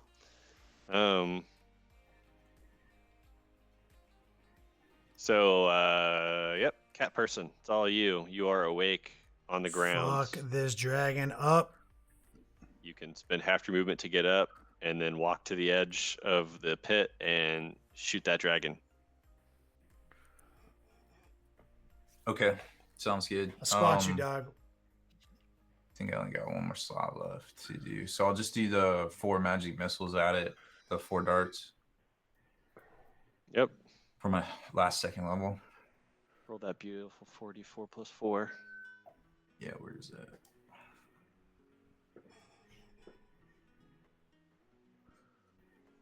Four? 3 darts of force shoot at the dragon and do a lot of damage to it. It's looking really, really rough. Gazorp Bill, what are you going to do from the top? I'm going to leap down heroically and hit it with my greatsword. All right, Gazorp Bill tries to smote this dragon. 19. Oh, thank Jesus. He hits the Nice. dragon. And then I'm going to hit it. God, please, God, please, God, please. Damage. And I'm going to channel my divinity for an additional 11 If you let him win, I swear. or Change my 19 ways. damage. Yeah, so you chop off the head Oh, there is no of God. this dragon. Oof. We are God. So Kill God and become God. So Rick says, "I'm in control. Hell yeah, dogs! I'm back, Gygax Rick." All of you look around at the carnage and think, "Wow, Rick was the true hero all along." Long story short, I let myself get captured by a real piece of shit multi-dimensional entity, and not that you asked, but its name is Chad. It's been horny to capture me and put my brain in a jar for like 20 years now. Thanks for the distraction. Thanks to your distraction, I sabotaged its whole shit and sent it spiraling back through the last few dozen dimensions it's wormed its way through. So needless to say, it won't be bothering me again anytime soon. Rick looks extremely satisfied with himself, at least until rocks start falling from the ceiling. Oh, right. We do have about 30 seconds to get out of here before everything comes crumbling down and we end up trapped here for eternity. Rick removes an ingenious-looking piece of technology from his robes and points it toward a wall. A sickly green portal appears. As he runs toward it, he calls to the party. Last one out is a rotten egg. I feel like we should follow him. Dude, let's go. Yeah, jump through the portal. Yep. So, Howdy, 5,000. You all find yourself back in Rick's garage, or Rick's daughter's garage. Also, Meatface is there. And that's it. All Hope right. you all had fun. We had a good time. That was fun, man. What's up? Meat face. Zorp with the killing blow. Yep. For the win. Oh, we got to go a lot of places on that journey, guys. I have a I'm so lifelong sad that you fear of didn't ride. pirates now. I'm really sad you didn't ride Pirates of the Pancreas, because it's a really great ride. It's the best ride. You guys don't. I heard you guys don't Can't help tone it, it he back. got really scared. I only died twice. I mean, that's pretty standard for a wizard. Is that a wizard? Is that wizard life? That is kind of wizard life. Yeah, man. When you only have a D4 for your hit die, instead of that hardy barbarian D12. Yeah, boy. rough. Yeah, but I got 9 lives. I'm so only a it's all barbarian by accident. You know, like I just forgot to. I was, I was like, oh, I'm gonna be Shadow Jacker. We'd already made it a barbarian, and I was like, wait, Yeah. Dragon Barian. I feel like it worked out though. Yeah, Mm. it was So pretty good. stuff. But hey, Will, thanks for DMing for us, man. I Yeah, really dude. appreciate it. Yeah, that was good time, man. Thank you very much. Thanks for Great doing job. that work, and making this go smooth. On I all think it these was guys really are fun. beginners, Yeah, I think it helped me having your character sheets open so that I could tell you what you were supposed to do. Yeah, that helps too. Yeah. I did have my character sheet on this tablet, and it was shout out to D&D Beyond, which obviously everyone knows about except me. This would have been unmanageable for a beginner like me without this fucking app. That's why I suggested it. Yeah. D&D Yes. Beyond is definitely great. Maybe next time in TTS. I don't know. It could be fun. Actually, have some minis around here. Hell yeah. And obviously this has been bonus content via the Long War. Like I said, we're going to put this out as a quarantine content, try to bring new fun things to the scene while everyone's at home, not playing games. And so hopefully we can evolve from here. We have room to grow and maybe do more things like this. Got a couple legends in this chat, lots of veterans of D&D in here. So I think that this could be a pretty solid opportunity, but I also have some exciting news. I've talked to a friend of the stream, our artist buddy Kalini, and he will be making a Rick and Morty art style commemorative T-shirt. Awesome. Our adventures. Rob only died twice. that needs to be on something. We need 2 little I feel like we're tombstones. just gonna have this like epic battle with a dragon, and Rob's just gonna be like a dead cat on the ground. They have little X's for eyes. Yeah. Oh no, you have the 9 lives and you have 2 scratches out. Oh God, Oh, yeah, that's that's good. true. Kalini's in Yeah. chat and he said he's been taking notes, watching. Nice. I appreciate you guys helping me out with that. Like, I've never done anything really like this. Like I did one small hour-long thing with my friend Arthur, friend of the show, and I think I can really get into this, man. Thanks, guys. Yeah, this was a really good introductory module too for folks that are looking to just jump in and play. Mhm. It was really good. I think this is the one that I would suggest to everyone if they want to get someone into D&D that has never played D&D and has Yeah. any mild like of Rick and Morty. Yeah, I would agree. Yeah. 7-4. Well, still gonna be podcast content, so I'm gonna turn it over to the ship's computer. Aswell, take us out of here. Do not come between the Nazgul and his prey, or he will not slay thee in thy turn, but bear you away to the houses of lamentation, where thy shriveled mind will lay naked before the lidless eye. That sounds pleasant. That is absolutely a Star Wars reference. I know. I recognize that one. 100%. Straight up. 100%. All right, I'm just gonna run over to Twitch real quick, deploy a couple of raids into the community on this Sunday night. I don't know who's on. But hey, Gamer Dad is on. I'm gonna hit that real quick.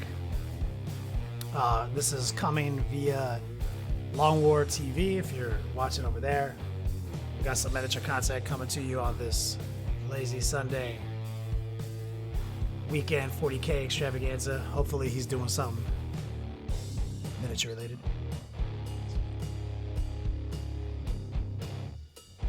Deploying the raid. We're gonna send forth a raid via next level painting as well, as we do. empty chair. Great.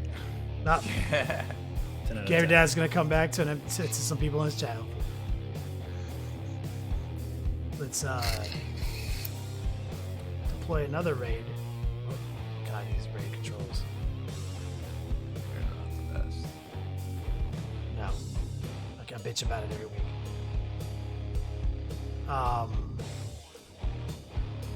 There's not much going on. Oh, I guess we'll do AMP. He's on. He's doing some miniatures probably. So let's do it. I don't know what's going on. I don't know what Sunday is like on Twitch, guys. I'm sorry. Yeah, no idea. So deploying the second wave, second tier raids. Deployed. If you're still with us, it's my birthday on Wednesday, so I won't be podcasting, and we'll probably be taking the night off because I have a lot. It is my job, so to do the editing, and so I probably wouldn't be able to edit it anyway until like sometime Thursday. So we're just gonna recycle this content. Oh, so you just have it ready to go out on Thursday? Say that again, White. Maybe what, like 45? Sounds right. Yeah, 45 years old. About yep. He's definitely older than me. Yeah, I'm absolutely older. 100%. All right. So this is going to go out what, Thursday morning? Yeah, I'll do it on a normal content release. I'll square everything away, get it all edited, and everyone it'll be like it always is, the same time You know, Okay. Cool. lay on, please. Cool.